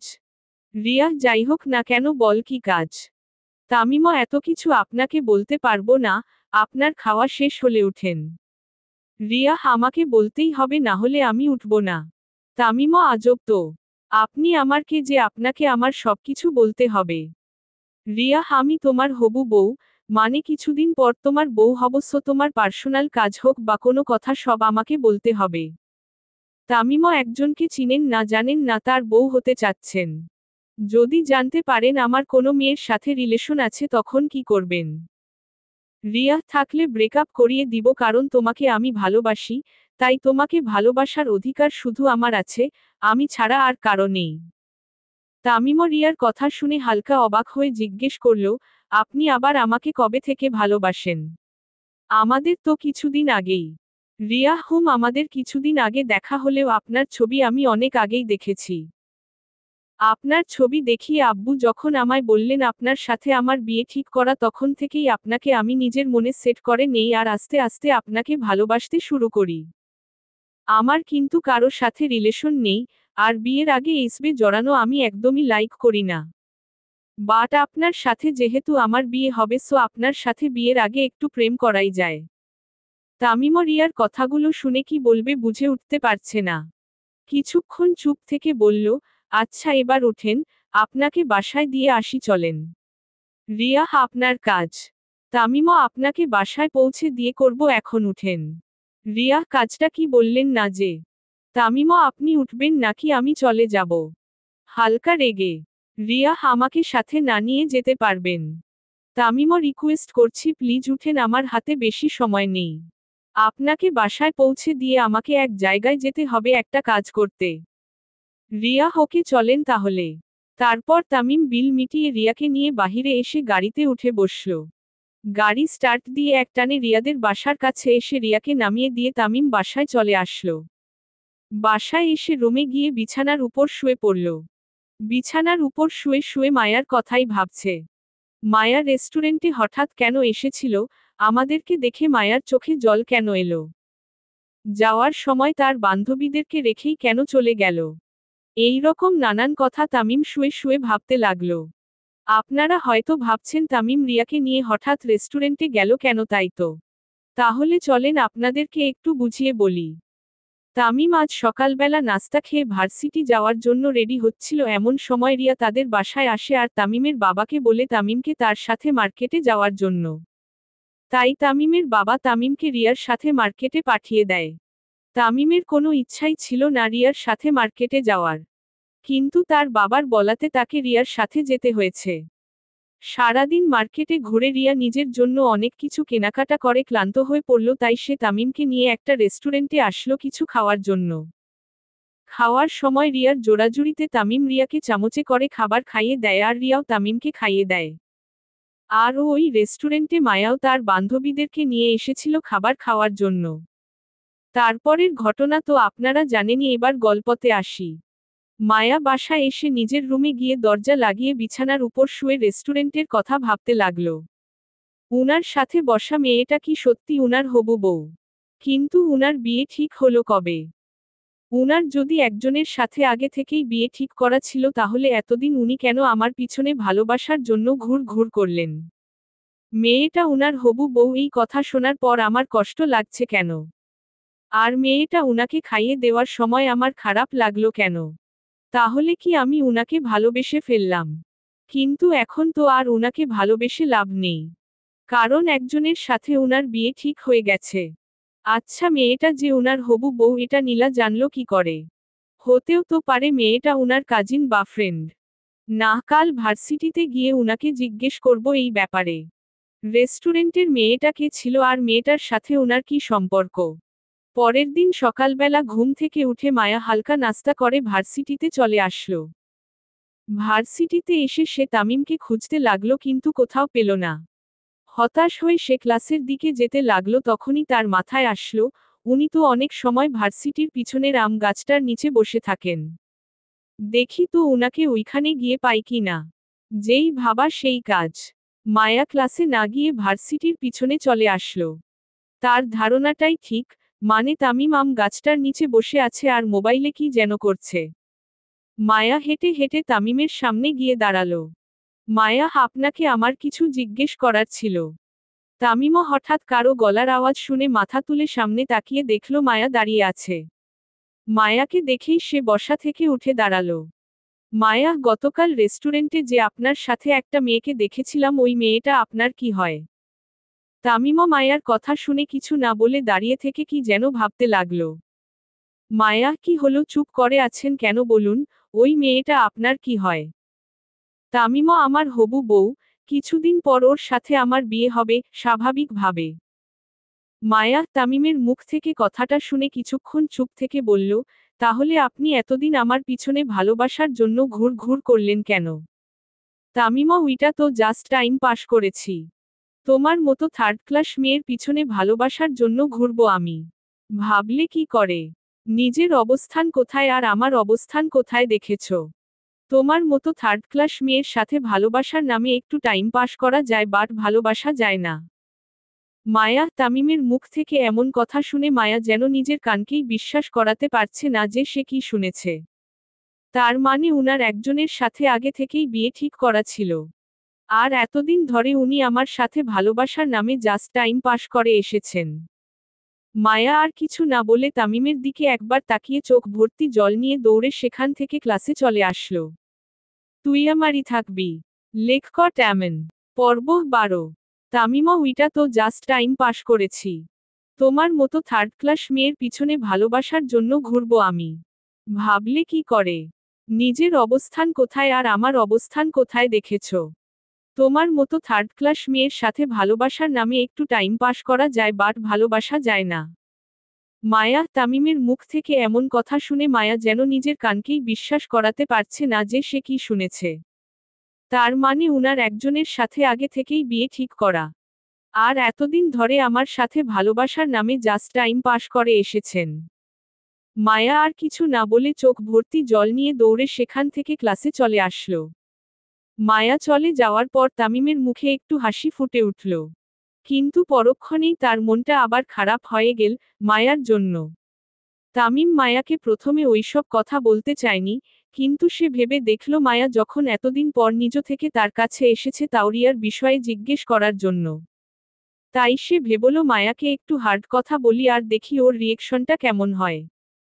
মায়ার চোখে জল দেখে তামিম কিছুটা আঁচ করতে পেরেছে যে মায়া আস্তে আস্তে তার প্রতি দুর্বল হয়ে পড়ছে। কিন্তু মায়াকে ওইসব কথা বলাতে তার নিজেরই এখন খারাপ লাগছে। তামিম ভাবল ভার্সিটি শেষে মায়াকে একবার জিজ্ঞেস করে কনফার্ম হয়ে যাব মায়া আমাকে ভালোবাসে কিনা। যদি হ্যাঁ বলে তাহলে সব বাধা পেরিয়ে ওকে নিজের জীবনসঙ্গী বানাবো। আর যদি না বলে তাহলে আর ওকে নিয়ে কিছু ভাববো না, ওর সাথে একেবারে কথা বলাও ছেড়ে দিব। এদিকে মায়া চোখ মুছতে মুছতে ক্লাসে ঢুকে তার বান্ধবীদের কাছে গিয়ে বসে পড়ল। মায়ার চোখ মুছা দেখে তার বান্ধবী নীলা বলল, নীলা কিরে তোর কি হয়েছে? কান্না করছিস নাকি? মায়ার কাঁধে হাত রেখে। মায়া হে না না কিছু না, কান্না করব কেন? আমি তো ঠিক আছি চোখ মুছতে মুছতে। নীলা তাহলে বারবার চোখ মুছতেছিস কেন? কি হয়েছে তোর বল আমাদের। মায়া হারে আমার আবার কি হবে, কিছুই হয়নি। নীলা তাহলে চোখ লাল হয়ে আছে কেন? আর তোর গলার আওয়াজ ভাঙা ভাঙা লাগছে কেন? মায়া এখন এদেরকে সত্যিটা বললে এরা উল্টা আমাকেই দোষারোপ করবে, এর চেয়ে ভালো কিছু একটা বানিয়ে বলে দেই এদেরকে, মনে মনে। আরে আর বলিস না, কাল রাতে হালকা জ্বর উঠেছিল তাই গলাটা ভেঙে গেছে। আর এখন ভার্সিটিতে ঢোকার সময় কোথা থেকে জানি একটা পোকা এসে চোখে পড়ে যায় আর চোখের ভিতর যন্ত্রণা শুরু করে দেয়। তাই চোখ লাল হয়ে গেছে আর পানিও বেরুচ্ছে। নীলা এই কথাগুলো তো আমাদেরকে আগে বললেই পারতি। আয় দেখি তোর চোখে কোথায় পোকা পড়েছে। মায়া না থাক লাগবে না, পোকাটা মনে হয় বের হয়ে গেছে। এখন আর চোখে যন্ত্রণা করছে না। নীলা তুই জানিস পোকা বের হয়েছে কিনা? চুপ করর বসে থাক আর আমায় দেখতে দে তোর চোখে পোকা আছে কিনা। তারপর নীলা মায়ার কাছে এসে দুই হাত দিয়ে মায়ার চোখ মিলিয়ে দেখতে লাগলো চোখের মধ্যে কোনো পোকা আছে কিনা। চোখের মধ্যে কোনো পোকা না পেয়ে নীলা মায়ার চোখ ছেড়ে দিয়ে বলল, নীলা না চোখে তো কোনো পোকা পেলাম না। মায়া বললামই তো এখন আর চোখে যন্ত্রণা করছে না, হয়তো পোকাটা চোখ থেকে বেরিয়ে গেছে। নীলা আচ্ছা একটা কথার উত্তর দে, তুই গতকাল রেস্টুরেন্টে গিয়ে এত তাড়াতাড়ি খাবার খেয়ে চলে গেলি কেন? মায়া এমনিই হঠাৎ হালকা মাথা ব্যথা শুরু হয়ে গেছিল তাই ভাবলাম এসেছি যখন খাবারটা খেয়েই যাই। তাই তাড়াতাড়ি করে খেয়ে বাসায় চলে আসি। নীলা কিন্তু আমার তো অন্য কিছু মনে হচ্ছে। মায়া অন্য কিছু মানে? নীলা এই যে তুই রেস্টুরেন্টের মধ্যে তামিম ভাইয়াকে উনার হবু বউয়ের সাথে দেখে কষ্ট পেয়ে চলে এসেছিস। মায়া এই সব কি বলছিস? আমি কেন উনাকে উনার হবু বউয়ের সাথে দেখে কষ্ট পাব? ইরা কারণ তুই তো একবার তামিম ভাইয়াকে প্রপোজ করেছিলি তাই। মায়া ওইটা তো জাস্ট বাজি জিতার জন্য করেছিলাম, ভালোবেসে তো আর নয়। আচ্ছা নীলা তুই আমার একটা প্রশ্নের উত্তর দে তো। নীলা কি বল? মায়া তুই কিভাবে জানলি যে রেস্টুরেন্টে যে তামিম ভাইয়ার পাশে একটা মেয়ে বসেছিল ওই মেয়েটা উনার হবু বউ? নীলা তুই তো গতকালের আগের দিন ভার্সিটিতে আসিসনি। ওই দিন ভার্সিটি ছুটি হওয়ার পর তামিম ভাইয়াকে ওই মেয়েটার সাথে এক জায়গায় দাঁড়িয়ে কথা বলতে দেখি। তখন আমরা উনার পাশ দিয়েই হেঁটে যাচ্ছিলাম তাই ভাবলাম উনাকে একটু ভালোমন্দ জিজ্ঞেস করে যাই। তারপর উনাকে ভালোমন্দ জিজ্ঞেস করে বললাম আপনার পাশে থাকা আপুটাকে। তখন ওই মেয়েটা নিজেই আমাদেরকে বলল যে উনি নাকি তামিম ভাইয়ার হবু বউ, আর কিছুদিন পরেই নাকি তাদের দুজনের বিয়ে হবে। মায়া মেয়েটা বলল আর তোরা বিশ্বাস করে নিলি? তামিম ভাইয়া কি নিজ মুখে বলেছে যে ওই মেয়েটা উনার হবু বউ? নীলা না তবে মেয়েটা যখন আমাদেরকে এই কথা বলে তামিম ভাইয়াকে বলল, কি আমি ঠিক বলেছি না? তখন তামিম ভাইয়াও মেয়েটার কথায় মাথা নাড়িয়ে হ্যাঁ সূচক জবাব দেন। এতে তো বোঝা যায় যে ওই মেয়েটার সাথে তামিম ভাইয়ার বিয়ে ঠিক। মায়া নীলার কথা শুনে কিছু না বলে মন খারাপ করে বসে রইল। ইরা কিরে তোর মন খারাপ নাকি? মায়া হারে না আবার মাথাটা হালকা ব্যথা করছে তাই কথা বলতে ভালো লাগছে না। ইরা হো হ হো। তারপর কেউ আর কোনো কথা বলল না। কিছুক্ষণ পর ক্লাসে স্যার এসে সবাইকে ক্লাস করাতে লাগলেন। একে একে 3টা ক্লাস করানো হয়ে গেলে প্রতিদিনের মতো টিফিন টাইমের বেল বেজে উঠল। সব ছাত্রছাত্রীরা যার যার মতো ক্লাস থেকে বেরিয়ে গেল। মায়াও তার ব্যাগ নিয়ে তার বান্ধবীদের সাথে ক্লাস থেকে বেরিয়ে আসলো। নীলা কিরে তুই ব্যাগ নিয়ে এসেছিস কেন? মায়া বাসায় চলে যাব তাই। ইরা, বাসায় চলে যাবি মানে? কিন্তু কেন? মায়া, মাথা ব্যথা আবার শুরু হয়ে গেছে তাই বাসায় চলে যাচ্ছি। ইরা, আচ্ছা ঠিক আছে তাহলে যা, আর সাবধানে যাস। মায়া আর কিছু না বলে ভার্সিটি থেকে বেরিয়ে সোজা বাসায় চলে আসলো। আসলে তামিমের থেকে ওইসব কথা শোনার পর থেকে মায়ার কিছুই ভালো লাগছে না, তাই তার বান্ধবীদেরকে একটা মিথ্যা বলে ভার্সিটি থেকে চলে আসে। মেয়েকে এই সময় বাসায় দেখে রহিমা বেগম, মায়ার আম্মু, জিজ্ঞেস করলেন। মায়ার মা, কিরে গতকালও এই সময় বাসায় আসলি, আবার আজকেও এই সময় বাসায় আসলি যে? তুই তো প্রতিদিন সব ক্লাস করে বাসায় আসিস, তা আজকে ক্লাস করিস নাই নাকি? মায়া, হে আম্মু করেছি তো, আসলে ভার্সিটিতে একটু পর একটা মিটিং হবে তাই আর ক্লাস হবে না দেখে চলে এসেছি। মায়ার মা, হো তাহলে ভালো করেছিস, যা এবার রুমে গিয়ে ফ্রেশ হয়ে নে, আমি তোর। মায়া, আম্মু আমি এখন খাবো না, আব্বু আসলে না হয় একসাথে খাবো। মায়ার মা, আচ্ছা তাহলে তোর আব্বু আসলে আমি তোকে ডাক দিবনে, তুই এবার রুমে গিয়ে একটু রেস্ট নে। মায়া আচ্ছা বলে নিজের রুমে চলে আসলো। এদিকে ভার্সিটি শেষে তামিম ভার্সিটির গেইটের কাছে এসে দাঁড়িয়ে আছে মায়ার অপেক্ষায়। ক্লাস তো অনেক আগেই শেষ হয়ে গেছে, তাহলে মায়া এখনো বের হচ্ছে না কেন? হঠাৎ তামিম দেখল মায়ার বান্ধবী নীলা আর ইরা দুজন ভার্সিটি থেকে বেরিয়ে যাচ্ছে। তামিম ওদেরকে ডাক দিয়ে তার কাছে আসতে বলল, তারাও তামিমের কাছে এসে দাঁড়ালো। নীলা, জি ভাইয়া আমাদের ডেকেছেন। তামিমও, হুম তোমাদের বান্ধবী কোথায়? নীলা, মায়ার কথা বলছেন। সে তো টিফিন টাইমেই বাসায় চলে গেছে। তামিমও, কেন? নীলা, তার নাকি মাথা ব্যথা করছিল তাই চলে গেছে। তামিমও, ওহহ আচ্ছা তোমরা তাহলে এখন যাও। নীলা, আচ্ছা ভাইয়া। তারপর মায়ার বান্ধবীরা যার যার বাসায় চলে গেল। তামিমও আর দাঁড়িয়ে না থেকে গাড়ি নিয়ে বাসায় চলে আসলো। এদিকে মায়ার আব্বু বাসায় আসার পর মায়ার আম্মু মায়াকে এসে খাবারের জন্য ডাক দিয়ে গেলেন। মায়ার এখন একেবারেই খেতে ইচ্ছা করছে না, না খেলে আবার তার আম্মু আব্বু নানা রকম প্রশ্ন করতে থাকবেন, কেন খাবে না, কি হয়েছে ইত্যাদি ইত্যাদি। তাই অনিচ্ছা থাকা সত্ত্বেও মায়া খাবার খাওয়ার জন্য তার রুম থেকে বেরিয়ে খাবার টেবিলে এসে বসল। অপরদিকে তামিমও তার বাসায় এসে খাওয়া দাওয়া করে রুমে গিয়ে একটু ঘুমিয়ে নিল। রাতের বেলাও মায়ার খাওয়ার ইচ্ছা ছিল না, কিন্তু তার আব্বুর জোরাজুরিতে খেতেই হলো। খেয়ে দিয়ে রুমে এসে মায়া ঘুমিয়ে পড়ল।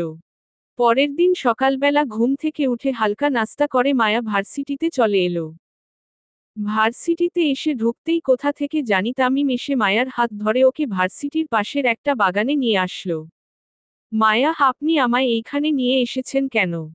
তামিমও, শান্ত হও বলছি, আগে আমার একটা প্রশ্নের উত্তর দাও। মায়া, আমি আপনার কোনো প্রশ্নের উত্তর দিতে পারবো না, আমি গেলাম। তামিমও, এইখান থেকে এক পাও নড়বে না বলে দিলাম। আগে আমার প্রশ্নের উত্তর দাও, তারপর যেখানে ইচ্ছা সেখানে যেও। মায়া, কি প্রশ্ন বলেন? বিরক্তি ভাব নিয়ে। তামিমও, তুমি কি আমায় ভালোবাসো? হ্যাঁ অথবা না কোনটা? মায়া, এটা আবার কেমন প্রশ্ন? আর আপনার না একজনের সাথে? মায়াকে থামিয়ে। তামিমও, কোনো এক্সট্রা কথা চলবে না, যেটা জিজ্ঞেস করেছি সেটার উত্তর দাও। হ্যাঁ অথবা না কোনটা? মায়া, হঠাৎ এই প্রশ্ন কেন করছেন? আর আপনাকে তো আমি আগেই বলে দিয়েছি যে। তামিমও, হ্যাঁ অথবা না যে কোনো একটা বল, হালকা রাগী কণ্ঠে। মায়া, সরি পারবো না কথাটা বলে মায়া চলে যাচ্ছিল, ঠিক তখনই পিছন থেকে তামিম মায়ার হাত ধরে টান মেরে মায়াকে নিজের কাছে নিয়ে আসলো। তামিমও, আমার প্রশ্নের উত্তর না দিয়ে তুমি এইখান থেকে এক পাও নড়তে পারবে না। মায়া, কি করছেন কি এইসব? ছাড়ুন আমায় প্লিজ, কেউ আমাদের এইভাবে দেখে ফেললে খারাপ ভাববে তো। তামিমও, যার যা ইচ্ছা ভাবুক, আমি কাউকে কেয়ার করি না। তোমাকে যা জিজ্ঞেস করেছি তার সোজাসুজি উত্তর দাও, তাহলে ছেড়ে দিব। মায়া, না, ভালোবাসি না আপনাকে আমি। হয়েছে এবার। দেখি ছাড়ুন আমায়, নিজেকে ছাড়ানোর চেষ্টা করে। তামিমও, কি বললে আবার বল, মায়ার দিকে রাগী চোখে তাকিয়ে। মায়া, আমি আপনাকে ভালোবাসি না বলেছি, হালকা ভয়ার্ত গলায়। তামিমও, ভালোবাসো না তাই না? কিন্তু আমি তোমায় ভালোবাসি। 1 মাস ধরে কুকুরের মতো তোমার পিছনে ঘুর ঘুর করছি একটু ভালোবাসা পাওয়ার জন্য। কিন্তু তুমি কি করলে? আমাকে ভালো করে বুঝলেই না, দিনের পর দিন আমাকে এড়িয়েই চললে। ভালোবাসা যে জোর কাটিয়ে আদায় করা যায় না এটা বুঝেছি ওইদিনই, যেদিন আব্বু এসে আমাদের বিয়েটা ভেঙে দিয়েছিলেন। কিন্তু ভালোবাসা পাওয়া যায় ভালোবাসার দ্বারা, এটা এখন ঠিকই বুঝেছি, আর এখন থেকে এই কৌশলটাই ব্যবহার করতে হবে তোমার ভালোবাসা পেতে গেলে। মায়া মামানে কাপা কাপা গলায়। তামিমও মানেটা বুঝিয়ে দিচ্ছি দাঁড়াও। কথাটা বলেই তামিম ধীরে ধীরে তার মাথাটা নিচু করে মায়ার লাল টুকটুকে ঠোঁটের দিকে এগিয়ে যেতে লাগলো। তামিমকে এইভাবে এগুতে দেখে মায়ার তো প্রাণ যায় যায় অবস্থা। তামিম ওকে যেভাবে চেপে ধরে রেখেছে এতে মায়ার ক্ষমতা নেই তামিমের থেকে নিজেকে ছাড়ানোর। তামিম যতই মায়ার দিকে এগুচ্ছে ততই মায়ার হার্টবিট বেড়ে যাচ্ছে। তামিম এগুতে এগুতে মায়ার ঠোঁটের দিকে তাকিয়ে দেখল মায়ার লাল টুকটুকে ঠোঁট জোড়া কাঁপছে, যেন আরেকটা ঠোঁট জোড়া এসে এই ঠোঁটগুলোর সাথে এক না হলে এই ঠোঁটগুলোর কাঁপা বন্ধ হবে না। তামিম মায়ার একেবারে কাছে আসতেই মায়ার ভারী ভারী গরম নিঃশ্বাস এসে তামিমের মুখে পড়তে লাগল। তামিম আর নিজেকে কন্ট্রোল করে রাখতে পারল না, মায়ার ঠোঁট জোড়ার সাথে নিজের ঠোঁট জোড়া এক করে দিয়ে মায়ার ঠোঁট জোড়া শক্ত করে চেপে ধরল তার ঠোঁট জোড়া দিয়ে। তুই আমারই থাকবি। লেখক এমন। পর্ব 13। মায়া অনেকক্ষণ ধরে তামিমের সাথে ধস্তাধস্তি করছে নিজেকে ছাড়ানোর জন্য। কিন্তু তামিম মায়াকে যেভাবে চেপে ধরে আছে এতে মায়া নিজেকে তামিমের থেকে ছাড়াতেই পারছে না।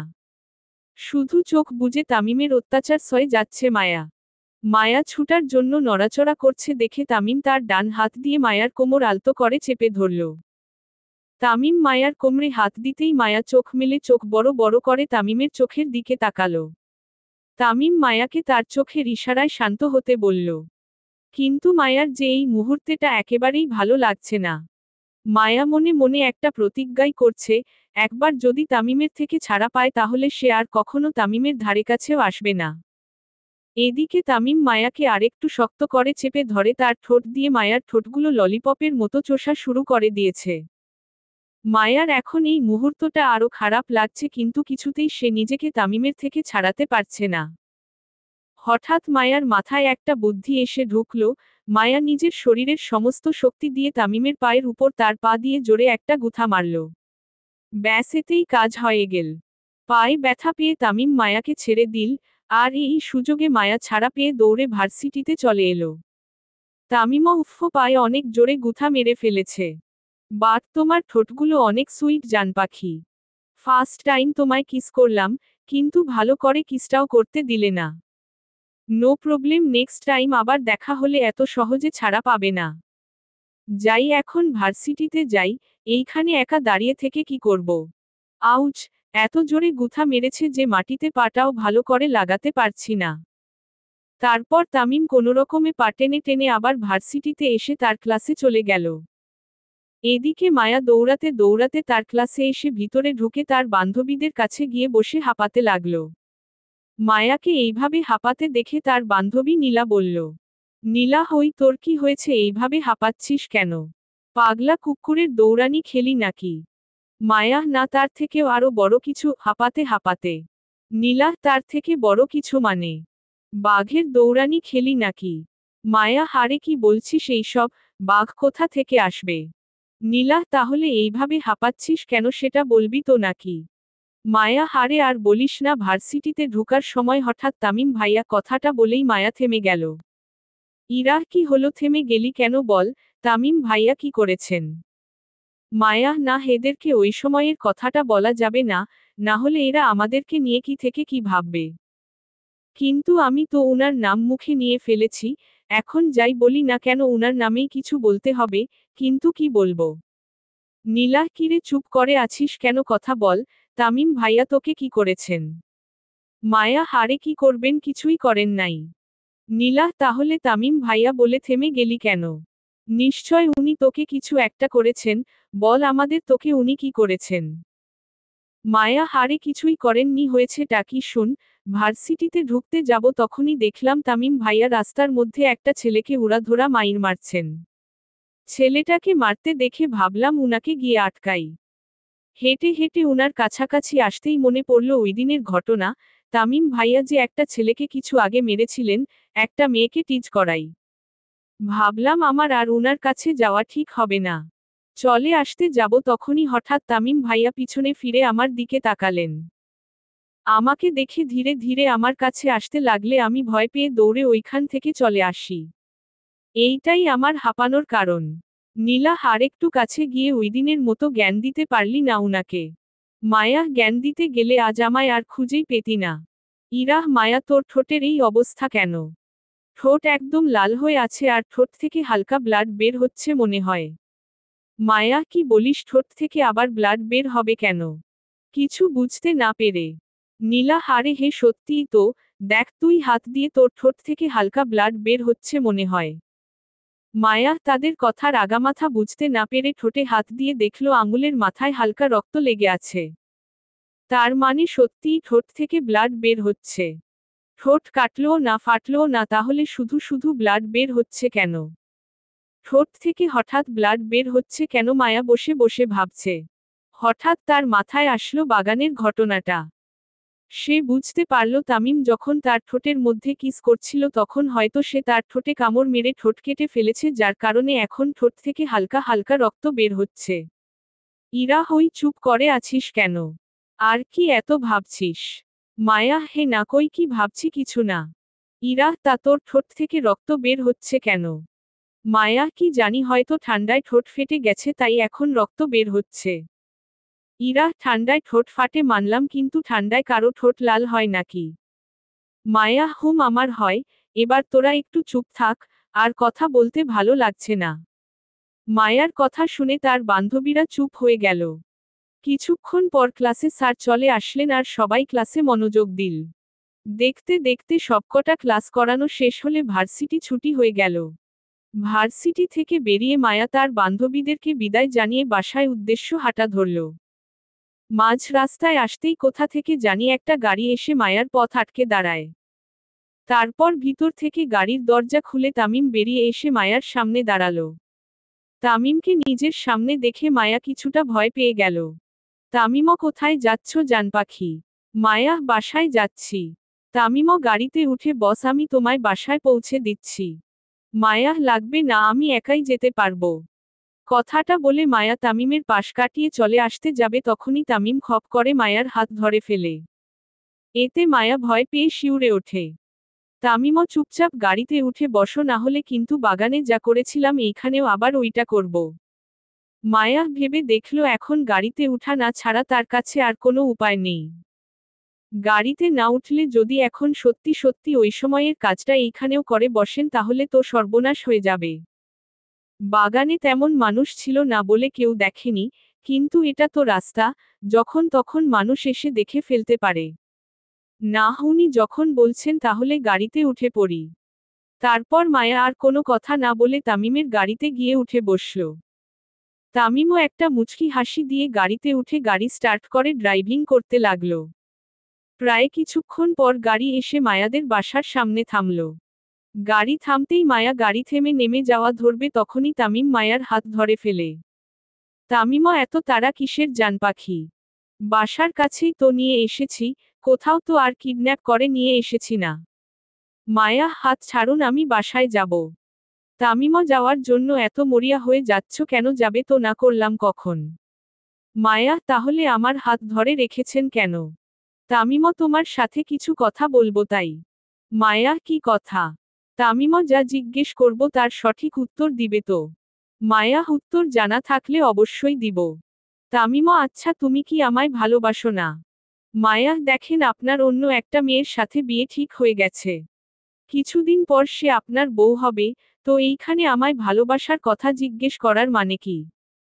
তামিমও, এটা ঠিক যে ওই মেয়েটার সাথে আমার বিয়ে ঠিক হয়ে গেছে। কিন্তু বিশ্বাস কর, এই বিয়েতে আমার মায়া একদমই মতো নেই, এটাই তো বলবেন তাই না? মতো না থাকলে আমি কি করব? আপনার পরিবার ওই মেয়েটার সাথে আপনার বিয়ে ঠিক করেছে, তাহলে ওই মেয়েকেই বিয়ে করুন। কেন আমার মতো থার্ড ক্লাস মেয়ের পিছনে অযথা ভালোবাসার নামে টাইম পাস করছেন? তামিমও, মায়া, এইভাবে বল না প্লিজ। আমি সরি, আসলে আমি মায়া, আপনার সাথে আমি কোনো কথাও বলতে চাই না, আর আপনার কোনো কথাও আমি শুনতে চাই না। এবার দয়া করে আমার হাতটা ছাড়ুন প্লিজ। তামিমও, ছেড়ে দিব, আগে বল তুমি আমাকে ভালোবাসো কি না? মায়া, দেখুন, আপনার একজনের সাথে। তামিমও, এত কিছু শুনতে চাচ্ছি না, হ্যাঁ অথবা না, কোনটা? মায়া, না, আপনাকে আমি ভালোবাসি না আর জীবনে বাসবও না। প্লিজ আমার মতো থার্ড ক্লাস মেয়ের পিছনে অযথা টাইম পাস না করে আপনার হবু বউকে টাইম দেন আর একে অপরকে ভালো করে বোঝার চেষ্টা করেন। ভালো থাকবেন, আল্লাহ হাফেজ। কথাগুলো বলেই মায়া তামিমের থেকে নিজের হাত ছাড়িয়ে নিয়ে গাড়ি থেকে বেরিয়ে বাসার ভিতরে চলে গেল। তামিমও আমিও দেখব তুমি কিভাবে আমায় ভালো না বেসে থাক। তোমার সবচেয়ে দুর্বল পয়েন্ট কি সেটা আমার জানা হয়ে গেছে। আমাকে ভালো না বাসাতে এখন থেকে তোমায় অনেক কষ্ট সহ্য করতে হবে। কষ্ট পেতে পেতে যখন তুমি আর থাকতে পারবে না তখন তুমি নিজ থেকেই আমার কাছে এসে ভালোবাসি কথাটা বলবে। তারপর তামিম মায়াদের বাড়ির দিকে তাকিয়ে একটা ডেভিল হাসি দিয়ে গাড়িটা স্টার্ট দিয়ে তার বাসায় চলে আসলো। তুই আমারই থাকবি। লেখক এমন। পর্ব 14। দুপুরের খাবার খেয়ে মায়া তার রুমের মধ্যে শুয়ে আছে আর তামিমের কথা ভাবছে। উনি আসলে চাচ্ছেনটা কি? প্রথমত উনার একজনের সাথে বিয়ে ঠিক হয়ে যাওয়ার পরেও উনি আমার পিছনে পড়ে আছেন। দ্বিতীয়ত উনাকে আমি ভালোবাসি না বলার পরেও উনি আমার পিছনে পড়ে আছেন। একজনের সাথে অলরেডি উনার বিয়ে ঠিক হয়ে গেছে তারপরও উনি কেন আমার পিছনে ভালোবাসার জন্য ঘুর ঘুর করছেন? উনার সম্পর্কে আমি যতটুকু জানি এতে মনে হয় না যে উনি মেয়ে লোভী বা মেয়েদের প্রতি উনার আকর্ষণ বেশি আর সারাক্ষণ মেয়েদের নিয়ে মাতামাতি করা উনার ভালো লাগে। তাহলে কেন উনি উনার হবু বউকে রেখে আমার পিছনে পড়ে আছেন? উফ, মাথায় কিছুই ঢুকছে না। উনার মনে যে কি চলছে এটা উপরওয়ালাই ভালো জানেন। এদিকে তামিমও বাসায় এসে খাওয়া দাওয়া করে তার রুমে এসে মায়ার কথাই ভাবছে। তুমি যে আমার প্রতি ধীরে ধীরে দুর্বল হয়ে পড়ছো এটা আমি ওইদিনই বুঝে ফেলেছি যেদিন তুমি আমায় রিয়ার সাথে রেস্টুরেন্টে খাবার খেতে দেখেছিলে। এখন আমি যতটা মেয়ের সাথে কথা বলি বা মেলামেশা করি এতে তুমি জেলাস ফিল করবে এটা আমি ভালো করেই জানি। আমিও তোমায় ভালোবেসি আর তুমিও এখন আমায় ভালোবাসে ফেলেছো কিন্তু মুখ ফুটে বলতে পারছো না। এখন এমন কিছু করব যাতে তুমি নিজ থেকেই আমায় এসে ভালোবাসি কথাটা বলবে। দেখতে থাক জানপাখি এবার আমি কি করি। তারপর তামিম তার পকেট থেকে মোবাইলটা বের করে রিয়ার নাম্বারে কল দিল। 2 বার রিং হতেই অপাশ থেকে রিয়া কল রিসিভ করলো।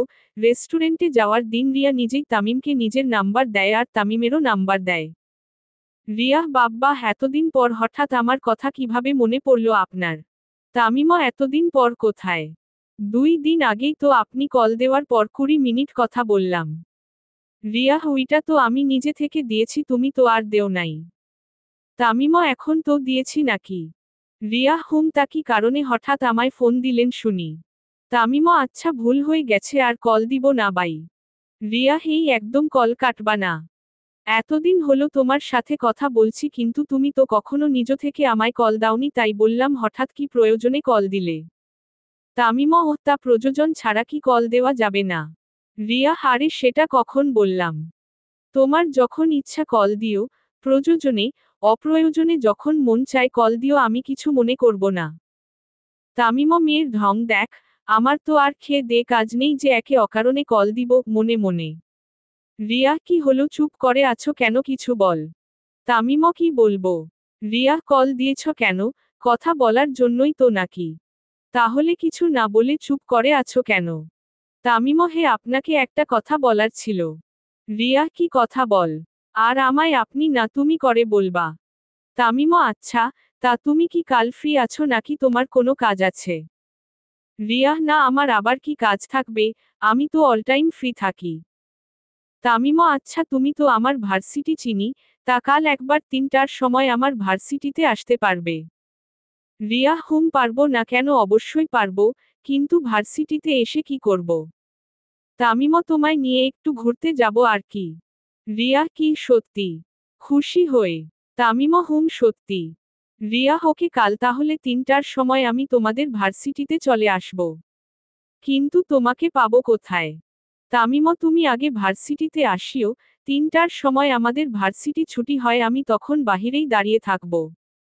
রিয়া ওকে, আচ্ছা তাহলে এখন রাখি আম্মু ডাকছে। তামিমও ওকে। এবার শুরু হবে আসল খেলা বলেই তামিম একটা ডেভিল হাসি দিয়ে কম্বল জড়িয়ে ঘুমিয়ে পড়ল। সন্ধ্যাবেলায় তামিম ঘুম থেকে উঠে ফ্রেশ হয়ে বাসা থেকে বেরিয়ে গেল। একেবারে রাতে খাওয়ার সময় তামিম বাসায় এসে ঢুকল। বাসায় ঢুকতেই তার আম্মু তাকে বকাঝকা করতে লাগলেন, কিন্তু এইসব সে কানে না নিয়ে তার রুমে চলে আসলো। রুমে এসে হাত মুখ ধুয়ে দরজা লাগিয়ে দিয়ে ঘুমিয়ে পড়ল। কিছুক্ষণ পর তার আম্মু এসে খাওয়ার জন্য ডাকলে সে বলল বাহির থেকে খেয়ে এসেছি তাই আর খাবো না। তার আম্মু আর কিছু না বলে চলে গেলেন। এদিকে মায়াও পড়াশোনা শেষ করে রাতের খাবার খেয়ে রুমে এসে কিছুক্ষণ তামিমকে নিয়ে ভাবতে ভাবতে ঘুমিয়ে পড়ল। সকালবেলা ঘুম থেকে উঠে হালকা নাস্তা করে মায়া ভার্সিটিতে চলে আসলো। এসে দেখল তামিম ভার্সিটির ভিতরে তার লোকদের সাথে বসে আছে আর কি যেন কথা বলছে। মায়াকে ভার্সিটির ভিতরে ঢুকতে দেখে তামিম দেখেও না দেখার ভান করে তাদের সাথে কথা বলতেই আছে। তামিমের এমন আচরণে মায়া কিছুটা অবাক হয়ে গেল। মায়া, প্রতিদিন তো উনি আমাকে দেখলেই আমার কাছে চলে আসতেন কথা বলার জন্য, তাহলে আজ ওনার কি হলো? আমাকে দেখেও না দেখার ভান করে বসে আছেন কেন? দূর, এতে আমার কি? উনি আমার সাথে কথা না বললে নাই, আমি আমার ক্লাসে যাই। তারপর মায়া ওইখান থেকে সোজা ক্লাসে চলে আসলো। ক্লাসে এসে মায়া দেখল তার বান্ধবীরা একে অপরের সাথে গল্প করছে। মায়া তাদের কাছে গিয়ে বসতেই তারা চুপ হয়ে গেল। মায়া, কিরে তোরা চুপ হয়ে গেলি কেন? ইরা, আমাদের কথা শুনতে তো তোর ভালো লাগে না তাই চুপ হয়ে গেলাম। মায়া, আমি কখন বললাম যে তোদের কথা আমার ভালো লাগে না? ইরা, হই যে গতকাল বললি। মায়া, হারে গতকাল এমনিতেই ঠোঁটের ব্যথায় ভালো লাগছিল না তাই ওই কথা বলে ফেলেছি। আর তোরা ওই কথাতে এখন আর কথাই বলতে চাচ্ছিস না। আচ্ছা যা, গতকালের জন্য সরি, এবার কথা বল, তোরা চুপ করে বসে থাকলে যে আমারও ভালো লাগে। মায়ার কথা শুনে তার বান্ধবীরা আবার গল্প করতে শুরু করল, মায়াও তাদের সাথে যোগ দিল। কিছুক্ষণ পর ক্লাসে স্যার চলে আসলে তারা গল্প বাদ দিয়ে ক্লাসে মনোযোগ দিল। একেবারে 3টা ক্লাস করিয়ে টিফিন টাইমের বেল বেজে উঠল। মায়া আর তার বান্ধবীরা ক্লাস থেকে বেরিয়ে ক্যান্টিনে গিয়ে টিফিন খেয়ে আবার ক্লাসে চলে আসলো। কিছুক্ষণ পর টিফিন টাইমের সময় শেষ হলে আরেক স্যার এসে ক্লাসে ঢুকলেন আর ছাত্রছাত্রীদের ক্লাস করাতে লাগলেন।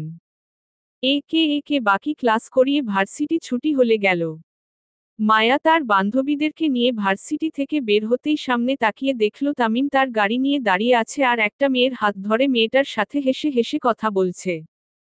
মায়া তামিমের সাথে থাকা মেয়েটার দিকে ভালো করে তাকিয়ে দেখল এটা ওই রেস্টুরেন্টের মেয়ে যার তামিমের বিয়ে ঠিক হয়েছে। এদিকে তামিমও মায়াকে দেখে রিয়ার সাথে আরও হেসে হেসে কথা বলা শুরু করে দিয়েছে। তামিম মায়াকে শুনিয়ে শুনিয়ে রিয়াকে বলল, Tamima, wow really, you looking very nice today. আর তোমার ঠোঁটের পাশে তিল থাকায় তোমাকে আরও সুন্দর লাগছে।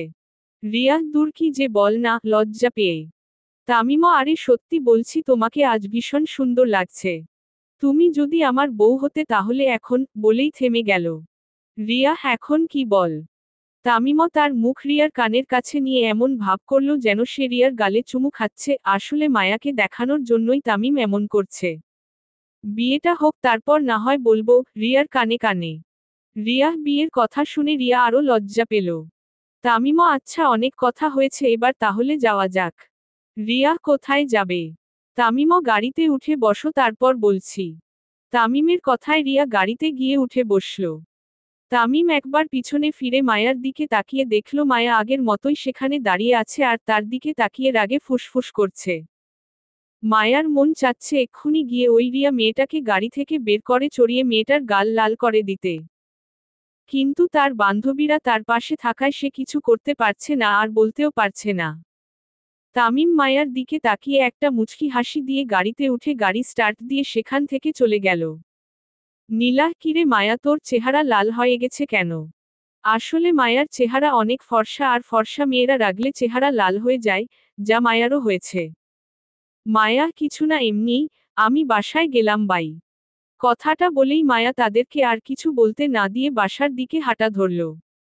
মায়ার এমন আচরণে তার বান্ধবীরা কিছুই বুঝল না। তারপর তারাও যার যার বাসায় চলে গেল। মায়া বাসায় এসে তার রুমে গিয়েই দরজা বন্ধ করে বিছানার উপর ধপ করে বসে পড়ল। তামিমের সাথে রিয়া মেয়েটাকে দেখে মায়ার কেন জানি সহ্য হচ্ছিল না তখন। কিন্তু তার এমন কেন হচ্ছিল এটা মায়া কিছুতেই বুঝতে পারছে না। মায়া এবার কিছুটা শান্ত হয়ে ভাবতে লাগল। আচ্ছা, উনার পাশে ওই মেয়েটাকে দেখে আমার তখন রাগ হচ্ছিল কেন? একটা মেয়ে যদি তার প্রিয় মানুষের সাথে অন্য কোনো মেয়েকে দেখে তখনই ওই মেয়েটা জেলাস ফিল করে, তাহলে কি আমার প্রিয় মানুষটা উনি? তাহলে কি আমি উনাকে ভালোবেসে ফেললাম? ভালোবাসলেই কি আমি উনাকে সারা জীবনের নিজের জীবনসঙ্গী হিসেবে পাব? সেটা এই জন্মে হবে বলে তো মনে হয় না, কারণ উনার পরিবার খুব উঁচু লেভেলের, আর আমার পরিবার মধ্যবিত্ত বললেই চলে। মিডল ক্লাস পরিবারের মেয়ে হয়ে আমি এত উঁচু পরিবারের ছেলেকে জীবনসঙ্গী হিসেবে পাওয়ার আশা করছি। সবকিছুর পরে যে কি হবে সেটা আমরা কেউই জানি না। এই বিষয়ে উপরওয়ালাই ভালো জানেন। এইভাবেই কাটতে লাগলো মায়া আর তামিমের দিনকাল। দেখতে দেখতে কেটে গেল 15 দিন। এখন তামিম প্রতিদিন ভার্সিটি শেষে রিয়াকে সাথে নিয়ে কোথাও ঘুরতে যায় মায়াকে দেখিয়ে দেখিয়ে। যাতে মায়া একসময় আর সহ্য করতে না পেরে তামিমকে নিজের মনের কথাটা বলে দেয়। কিন্তু মায়া এই 15 দিনে তামিমকে কিছুই বলেনি। হে তামিমের সাথে রিয়াকে দেখে মায়ার জেলাস ফিল হয়, কিন্তু সে মুখ ফুটে তামিমকে কিছু বলতে পারে না। মায়ার মনে হয় তার মন তাকে বাধা দিচ্ছে তামিমকে কিছু না বলার জন্য। তো আজ রাতের বেলা তামিম তার মা বাবার সাথে ডাইনিং টেবিলে বসে খাবার খাচ্ছিল, এমন সময় রফিক আহমেদ, তামিমের বাবা, বললেন। তামিমের বাবা, আমি চাচ্ছি আগামী শুক্রবার আমাদের বাসায় রিয়ার সাথে তোমার এনগেজমেন্টের কাজটা সেরে ফেলতে, বন্ধুদেরকে দাওয়াত দেওয়ার হলে দিয়ে দিতে পার। তামিমও তার বাবার মুখ থেকে এমন কথা শুনে সে যেন আকাশ থেকে পড়ল। এত তাড়াতাড়ি যে রিয়ার সাথে তার এনগেজমেন্ট হবে এটা সে কল্পনাও করতে পারেনি। আব্বু, কি বলছো এইসব? এত তাড়াতাড়ি এনগেজমেন্ট করানোর কি আছে, আরও কিছুদিন পর? তামিমের বাবা, রিয়ার আব্বুও চাচ্ছে যে তোমাদের এনগেজমেন্টের কাজটা সেরে ফেলতে। তারপর একটা ভালো দিন দেখে দুজনের বিয়ের তারিখ ঠিক করা হবে। তামিমও তাই বলে। তামিমের বাবা, আমি আর কোনো কথা শুনতে চাই না, আগামী শুক্রবার তোমাদের এনগেজমেন্ট হচ্ছে, ব্যাস এটাই ফাইনাল। তামিমও আচ্ছা ঠিক আছে। তারপর তামিম আর কোনো কথা না বলে তাড়াতাড়ি করে খাওয়া শেষ করে তার রুমে চলে আসলো। রুমে এসে সে রিয়াকে ফোন দিয়ে এনগেজমেন্টের তারিখটা আরও পরে ফেলতে বললে রিয়া বলল সে তার আব্বুর কথার বিরুদ্ধে যেতে পারবে না। তামিম রাগের মাথায় কল কেটে বিছানার উপর মোবাইলটা ছুঁড়ে মারল। পরের দিন তামিমের বাবা তার অফিসের সকল স্টাফদেরকে তার ছেলের এনগেজমেন্টে আসার জন্য বলে গেলেন। সাথে উনার আরও কিছু কর্মচারীদেরকেও বললেন যারা তার আন্ডারে কাজ করে। রাতের বেলা খাবার টেবিলে বসে মায়া তার মা বাবার সাথে খাবার খাচ্ছে। এমন সময় মায়ার আব্বু বললেন। মায়ার বাবা, শুন, আগামী শুক্রবার আমাদের বসের একমাত্র ছেলের এনগেজমেন্ট হবে, তাই উনি সবাইকে উনার ছেলের এনগেজমেন্টে আসার জন্য বলেছেন। রাতে আমরা সবাই ওইখানেই খাবো। মায়া, তোমার বসো মানে, কার কথা বলছো আব্বু? মায়ার বাবা, এই শহরের নামকরা বিজনেসম্যান রফিক আহমেদকে তো চিনি। সামনের শুক্রবার উনার একমাত্র ছেলের এনগেজমেন্ট হবে, তাই আমাদেরকেও উনি যেতে বলেছেন। কারণ আমার যে কয়টা দোকান আছে সেগুলো সব উনারই। আমি শুধু ওইগুলা দেখাশোনা করি আর কি। মায়া, তার আব্বুর মুখ থেকে রফিক আহমেদের ছেলের বিয়ের কথা শুনে মায়ার পায়ের তলার মাটি সরে গেল। কারণ উনার তো একটাই ছেলে, আর উনি হলেন আমাদের কলেজের তামিম ভাইয়া। তার মানে সামনের শুক্রবারে তামিম ভাইয়ার এনগেজমেন্ট হবে। তুই আমারই থাকবি। লেখক ট্যামেন। পর্ব 15, শেষ পর্ব। তামিমের এনগেজমেন্টের কথাটা শুনে মায়া প্লেটের অর্ধেক খাবার খেয়ে বাকি অর্ধেক খাবার রেখেই রুমে চলে আসলো। রুমে এসে দরজাটা বন্ধ করে মায়া ধপ করে বিছানার উপর শুয়ে পড়ল। শুয়ে শুয়ে মায়া শুধু তামিমকে নিয়েই ভাবছে। উনি কি তাহলে আমায় ভালোবাসেন না? উনিও কি তাহলে অন্য ছেলেদের মতো আমার পিছনে ঘুর ঘুর করেছিলেন জাস্ট টাইম পাস করার জন্য? হতেও পারে, কারণ এই 15 দিনে উনি আমার সাথে কখনো কথাই বলেননি। দেখা হলেই আমাকে না দেখার ভান করে পাশ কাটিয়ে চলে যেতেন। এই 15 দিনের বেশিরভাগ সময়ই উনাকে ওই মেয়েটার সাথে দেখা গেছে। হাঁটতে গেলে, কথা বলতে গেলে আর খেতে গেলে একদম পাশাপাশি, আর একে অন্যের হাত ধরে থাকতো দুজনেই। তাহলে উনি যেদিন উনার গাড়ি দিয়ে আমায় বাসায় নামিয়ে দিয়ে গেলেন সেদিন কেন আমায় জিজ্ঞেস করলেন আমি উনাকে ভালোবাসি কিনা? উনার মনে আসলে চলছিলটা কি? আমায় নিয়ে উনার মনে কোনো খারাপ চিন্তাভাবনা ছিল না তো? না না, উনি তো এমন ছেলে না। উনার বাবা এই শহরের নামকরা একজন বিজনেসম্যান হলেও উনার মধ্যে অহংকারের কোনো ছিটে ফোঁটাও নেই। আমি যত দূর জানি উনি একদম ভালো মনের মানুষ।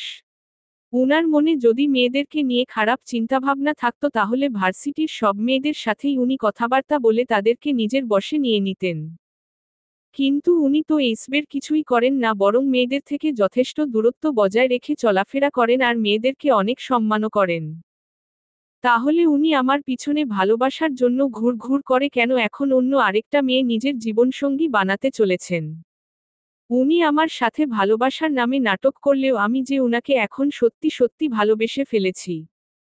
উনাকে যে আমি নিজের মনে জায়গায় দিয়ে ফেলেছি। উনাকে ছাড়া যে আমি অন্য কাউকে নিজের মনে জায়গা দিতে পারবো না। কি হচ্ছে আমার সাথে এইসব? নিজের ভালোবাসার মানুষটাকে কি এই জীবনে আর নিজের করে পাবো না?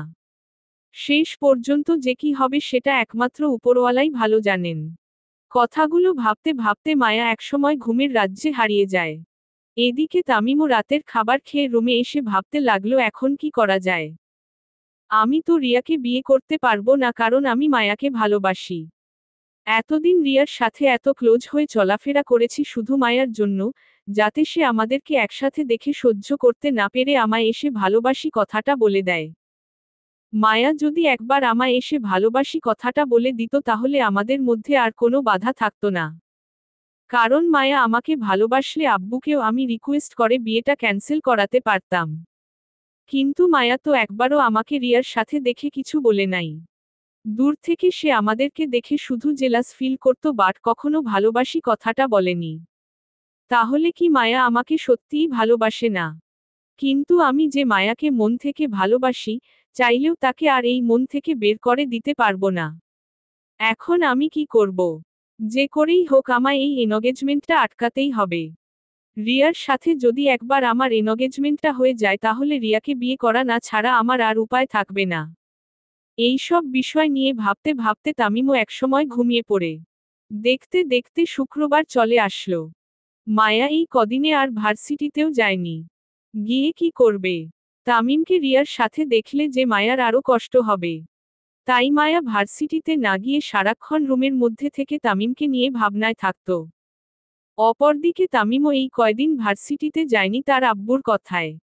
এনগেজমেন্ট না হওয়া পর্যন্ত তামিম যেন ভার্সিটিতে না যায়, এটা তার বাবার করা নির্দেশ। আসলে তামিম তার বাবাকে তেমন ভয় পায় না, সে তার বাবাকে যথেষ্ট সম্মান করে বিধায় সে তার বাবার সব কথা মেনে চলে। ভার্সিটিতে যেতে না পেরে মায়ার মতো তামিমেরও একই অবস্থা। মায়া হয়তো ভার্সিটিতে গিয়ে তামিমকে কোথাও দেখতে না পেয়ে সব জায়গায় খুঁজে বেড়াবে, কিন্তু তামিমকে সে পাবে না। হয়তো কারো মুখে তামিমের এনগেজমেন্টের কথা শুনে মায়া একটা বর্ষর ধাক্কা খাবে। এই রকম নানান চিন্তা তামিমের মাথায় ঘুরপাক খাচ্ছে মায়াকে নিয়ে। সন্ধ্যাবেলায় মায়ার পরিবারের সবাই রফিক আহমেদের বাড়িতে চলে আসে তামিমের এনগেজমেন্টে। মায়া প্রথমে আসতে চেয়েছিল না, কিন্তু তার বাবার জোরাজুরিতে আসতে হয়েছে। ছেলের এনগেজমেন্টের উপলক্ষে রফিক আহমেদ বাড়িতে আজ বিশাল আয়োজন করেছেন।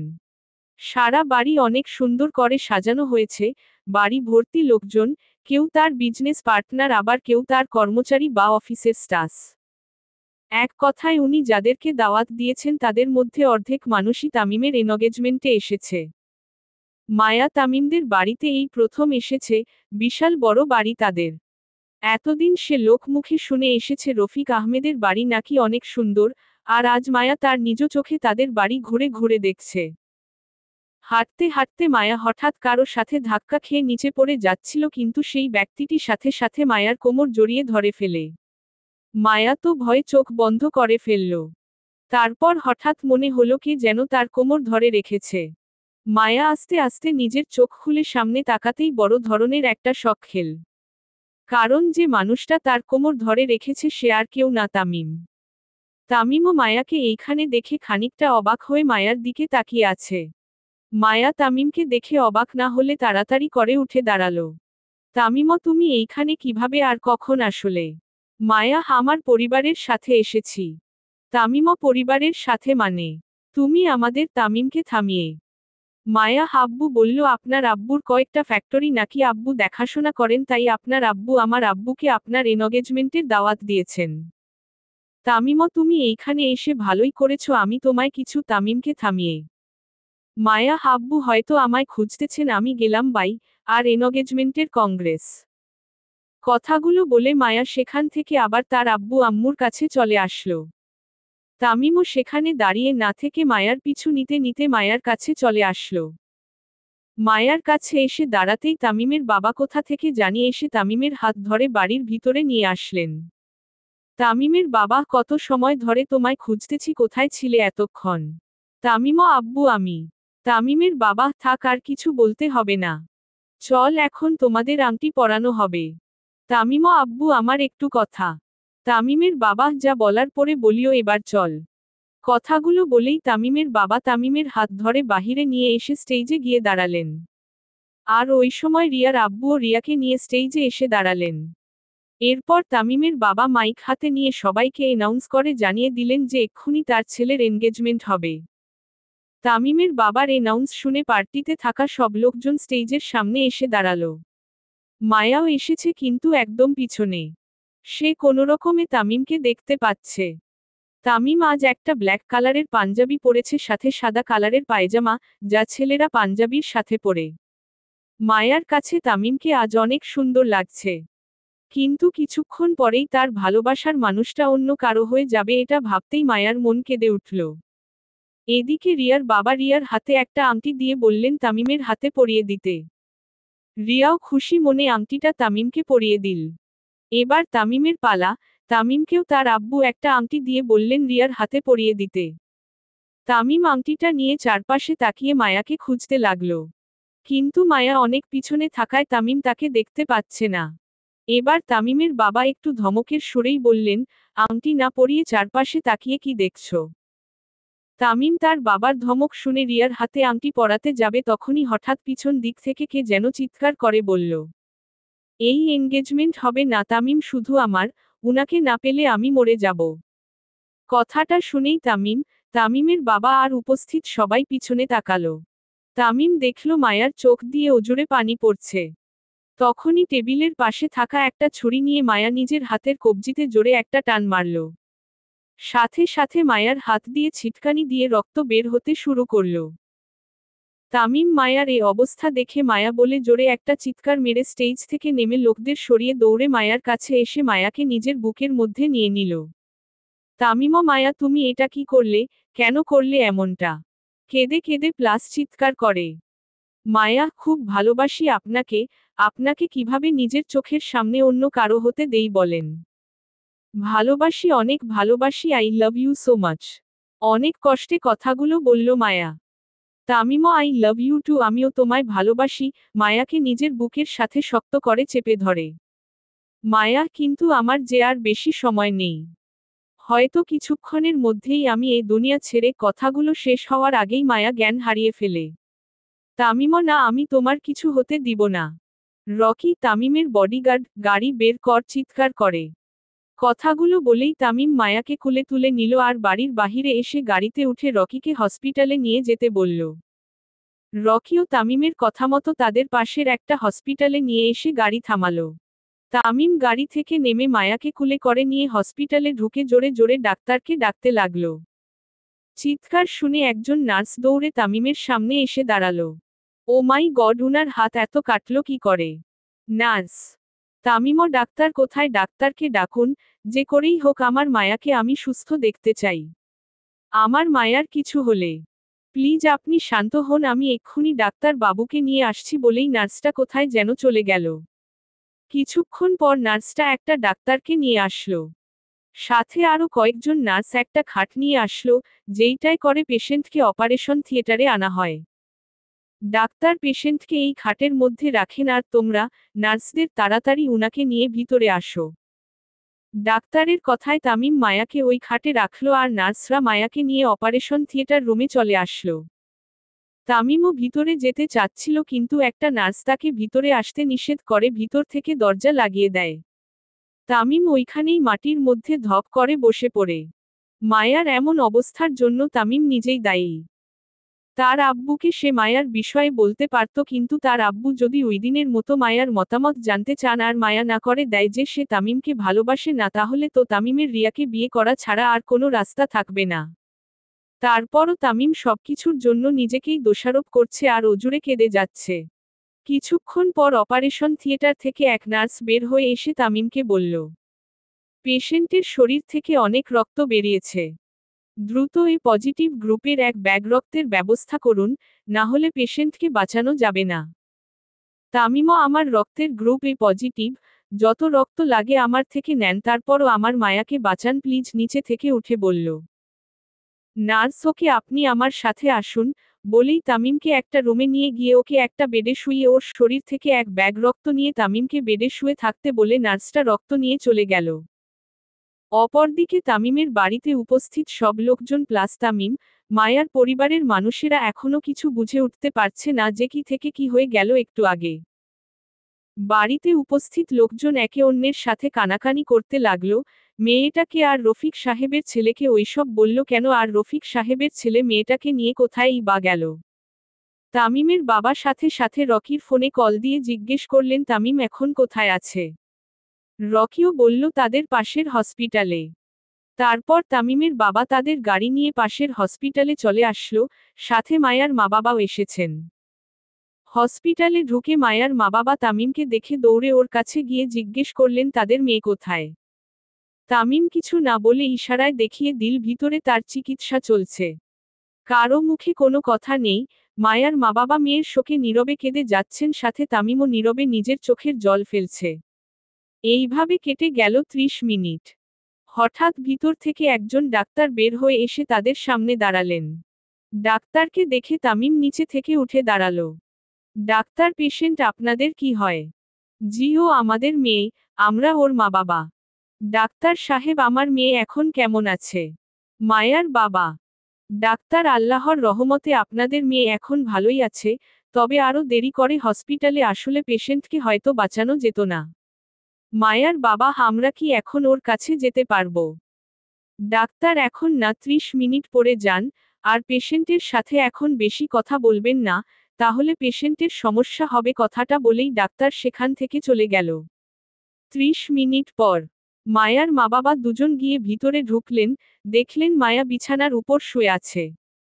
মায়ার আব্বু আম্মু তুমি এই কাজ কেন করলে? মায়ার পাশে গিয়ে বসে মায়া তার আব্বুর গলা শুনে চোখ মেলে সামনে তাকিয়ে দেখে তার আব্বু। আব্বু আমি উনাকে খুব ভালোবাসি, উনাকে ছাড়া আমি বাঁচব না। মায়ার বাবা ওরা কোথায় আর আমরা কোথায়, ওরা কি তোমায় ওর সাথে মেনে নিবে? মায়া মেনে না নিলে আমি আবার কিছু একটা। মায়ার আব্বু চুপ বেয়াদব মেয়ে কোথাকার। ভুলেও আর এমন কথা মুখে আনবা না। আব্বু আছি তো উনার সাথে আমি কথা বলবো নে, এবার চুপটি মেরে শুয়ে থাক, কোনো কথা বলবা না আর।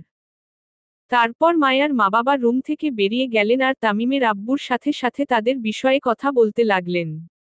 তামিমও ওই ফাঁকে ভিতরে ঢুকে মায়ার পাশে এসে বসে পড়ল। তামিমও এই জান পাখি, কেমন লাগছে এখন তোমার? মায়া তামিমের কণ্ঠ শুনে অন্যদিকে মুখ করে বলল, আপনার জান পাখি তো রিয়া, আমাকে এই নামে ডাকবেন না বলে দিলাম। তামিমও রিয়া তো আমার কেউ না, তুমিই আমার সব, সো তোমাকেই জান পাখি বলে ডাকবো। মায়া আপনি তো আমাকে ভালোবাসেন, তাহলে ওই মেয়েকে আংটি পরাতে যাচ্ছিলেন কেন? তামিমও আসলে মানে কি করব বল, আমি যে আব্বুর সব কথা মানি তাই এই কথাটাও মানতে হলো। আর তুমি যে আমায় ভালোবাসো এটা যদি আমায় আগেই বলে দিতে তাহলে আমি আব্বুকে তোমার বিষয়ে বলতে পারতাম। কিন্তু তুমি আমায় ভালোবাসার কথা বলতেছ না দেখেই তো আমি এই কয়দিন রিয়ার সাথে বেশি মেলামেশা করতে শুরু করি, যাতে তুমি একসময় সহ্য করতে না পেরে আমায় এসে ভালোবাসি কথাটা বলে দেও। এখন তুমি যখন বলছো রিয়াকে জানপাখি বলে ডাকতে, তাহলে আমি ওর কাছেই যাই। মায়া সাথে সাথে তামিমকে আষ্টেপৃষ্ঠে জড়িয়ে ধরে কান্না করে দিল। না আপনি শুধু আমার, আপনি অন্য কারো হলে আমি মরেই যাব। তামিমও দূর পাগলি, আমি কোথাও যাচ্ছি না, আমি তো মজা করলাম, মায়াকে জড়িয়ে ধরে। মায়া এমন মজা আর কখনো করবেন না বলে দিলাম, তামিমের বুকে মুখ ঘেঁষে। তামিমও আচ্ছা আর এমন করব না। এহেম এহেম, আপনাদের শেষ হলে আমরা কি ভিতরে আসতে পারি? তামিমও হঠাৎ কারো গলার আওয়াজ শুনে পিছনে ফিরে দেখল তার বাবা আর মায়ার মা বাবা। আরে আব্বু আসো, এইখানে পারমিশন নিচ্ছ কেন? তামিমের বাবা না, তোমরা যেভাবে আছো মনে হয় আমরা এসে ডিস্টার্ব করলাম, সবাই ভিতরে ঢুকে। মায়া সবাইকে দেখে লজ্জা পেয়ে তামিমের বুকে মুখ লুকালো। তামিমের বাবা থাক বৌমা, আর লজ্জা পেতে হবে না। তামিমও বৌমা, তার মানে?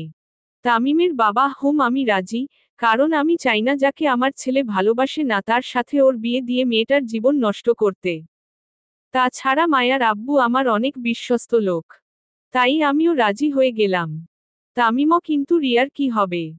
তামিমের বাবা আমি রিয়ার আব্বুর সাথে কথা বলেই এই সিদ্ধান্তটা নিয়েছি। রিয়া নিজেও বলেছে তুমি যেহেতু তাকে বিয়ে করে হ্যাপি হতে পারবে না তাহলে সেও তোমাকে আর জোর করবে না।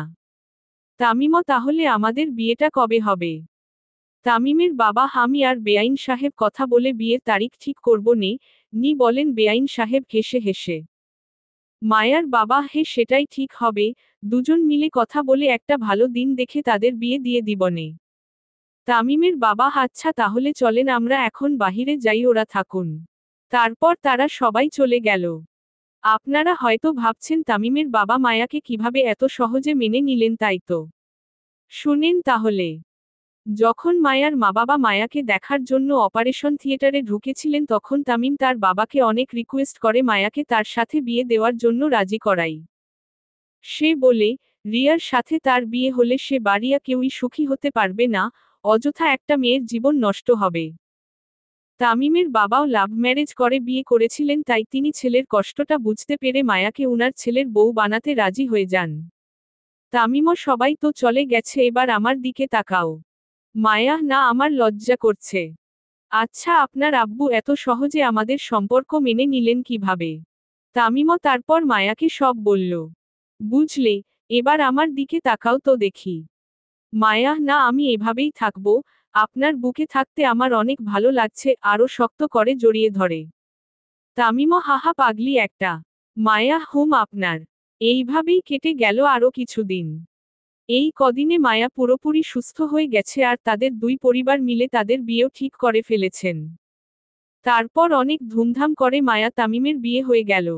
এট লাস্ট বাসর রাতের একটু ফিল্ম দেখে আসা যাক চলেন। তামিম বাসর ঘরে ঢুকে দরজাটা লাগিয়ে দিয়ে মায়ার কাছে গিয়ে দাঁড়াতেই মায়া বিছানা থেকে উঠে তামিমের কলার ধরে টান মেরে বিছানার মধ্যে ফেলে দিয়ে তার বুকের মধ্যে চড়ে বসল। মায়ার এমন কাজে তামিম কিছু বুঝতে না পেরে মায়ার দিকে তাকিয়ে রইল। তামিমও মায়া এইসব কি করছো? মায়া চুপ কোনো কথা বলবেন না। আপনি যখন ওই রিয়া মেয়েটার সাথে গায়ে পড়ে ঘষাঘষি করতেন তখন খুব কষ্ট পেতাম আমি কিন্তু সব মুখ বুজে সহ্য করে এসেছি বাট আজ সব একেবারে শুধ করে নিব। তামিমও মানে কি শুধ করবে? কি বলছো এইসব আমি তো কিছুই বুঝতে পারছি না। মায়া দাঁড়ান দেখাচ্ছি বলেই মায়া তামিমের ঠোঁটের সাথে নিজের ঠোঁট জোড়া এক করে দিয়ে তামিমের ঠোঁটে পাগলের মতো কিস করতে লাগলো। প্রায় 3 মিনিট কিস করার পর মায়া তামিমের ঠোঁট ছেড়ে দিয়ে তামিমের দিকে তাকায়। মায়া দেখল তামিম তার দিকে অবাক চোখে তাকিয়ে আছে। মায়া কি হলো এইভাবে তাকিয়ে কি দেখছেন? তামিমও বাসর রাতে নাকি মেয়েরা তার স্বামীর পা ছুঁয়ে সালাম করে। কিন্তু তুমি তা না করে আমায়। মায়া হুম আমি একটু অন্যরকম তো তাই এমনটা করেছি। কেন আপনার ভালো লাগেনি? তামিমও নিজের বউয়ের কিস খেতে কার না ভালো লাগে, মায়াকে টান মেরে তার বুকের মধ্যে নিয়ে এসে। মায়া সারাজীবন আমায় আপনার বুকের মধ্যে এইভাবে আগলে রাখবেন তো? বাচ্চাদের মতো। তামিমও যতদিন না পর্যন্ত আমার মৃত্যু আসছে ততদিন পর্যন্ত তোমায় আমার বুকের মধ্যে এইভাবে আগলে রাখব। মায়া হু, খুব ভালোবাসি আমি আপনাকে তামিমকে জড়িয়ে ধরে। তামিমও আমিও তোমায় অনেক ভালোবাসি বলেই মায়ার কপালে একটা ভালোবাসার পরশ এঁকে দিল। এইভাবেই বেঁচে থাকুক পৃথিবীর সব পবিত্র হার না মানা ভালোবাসাগুলো। সমাপ্তি।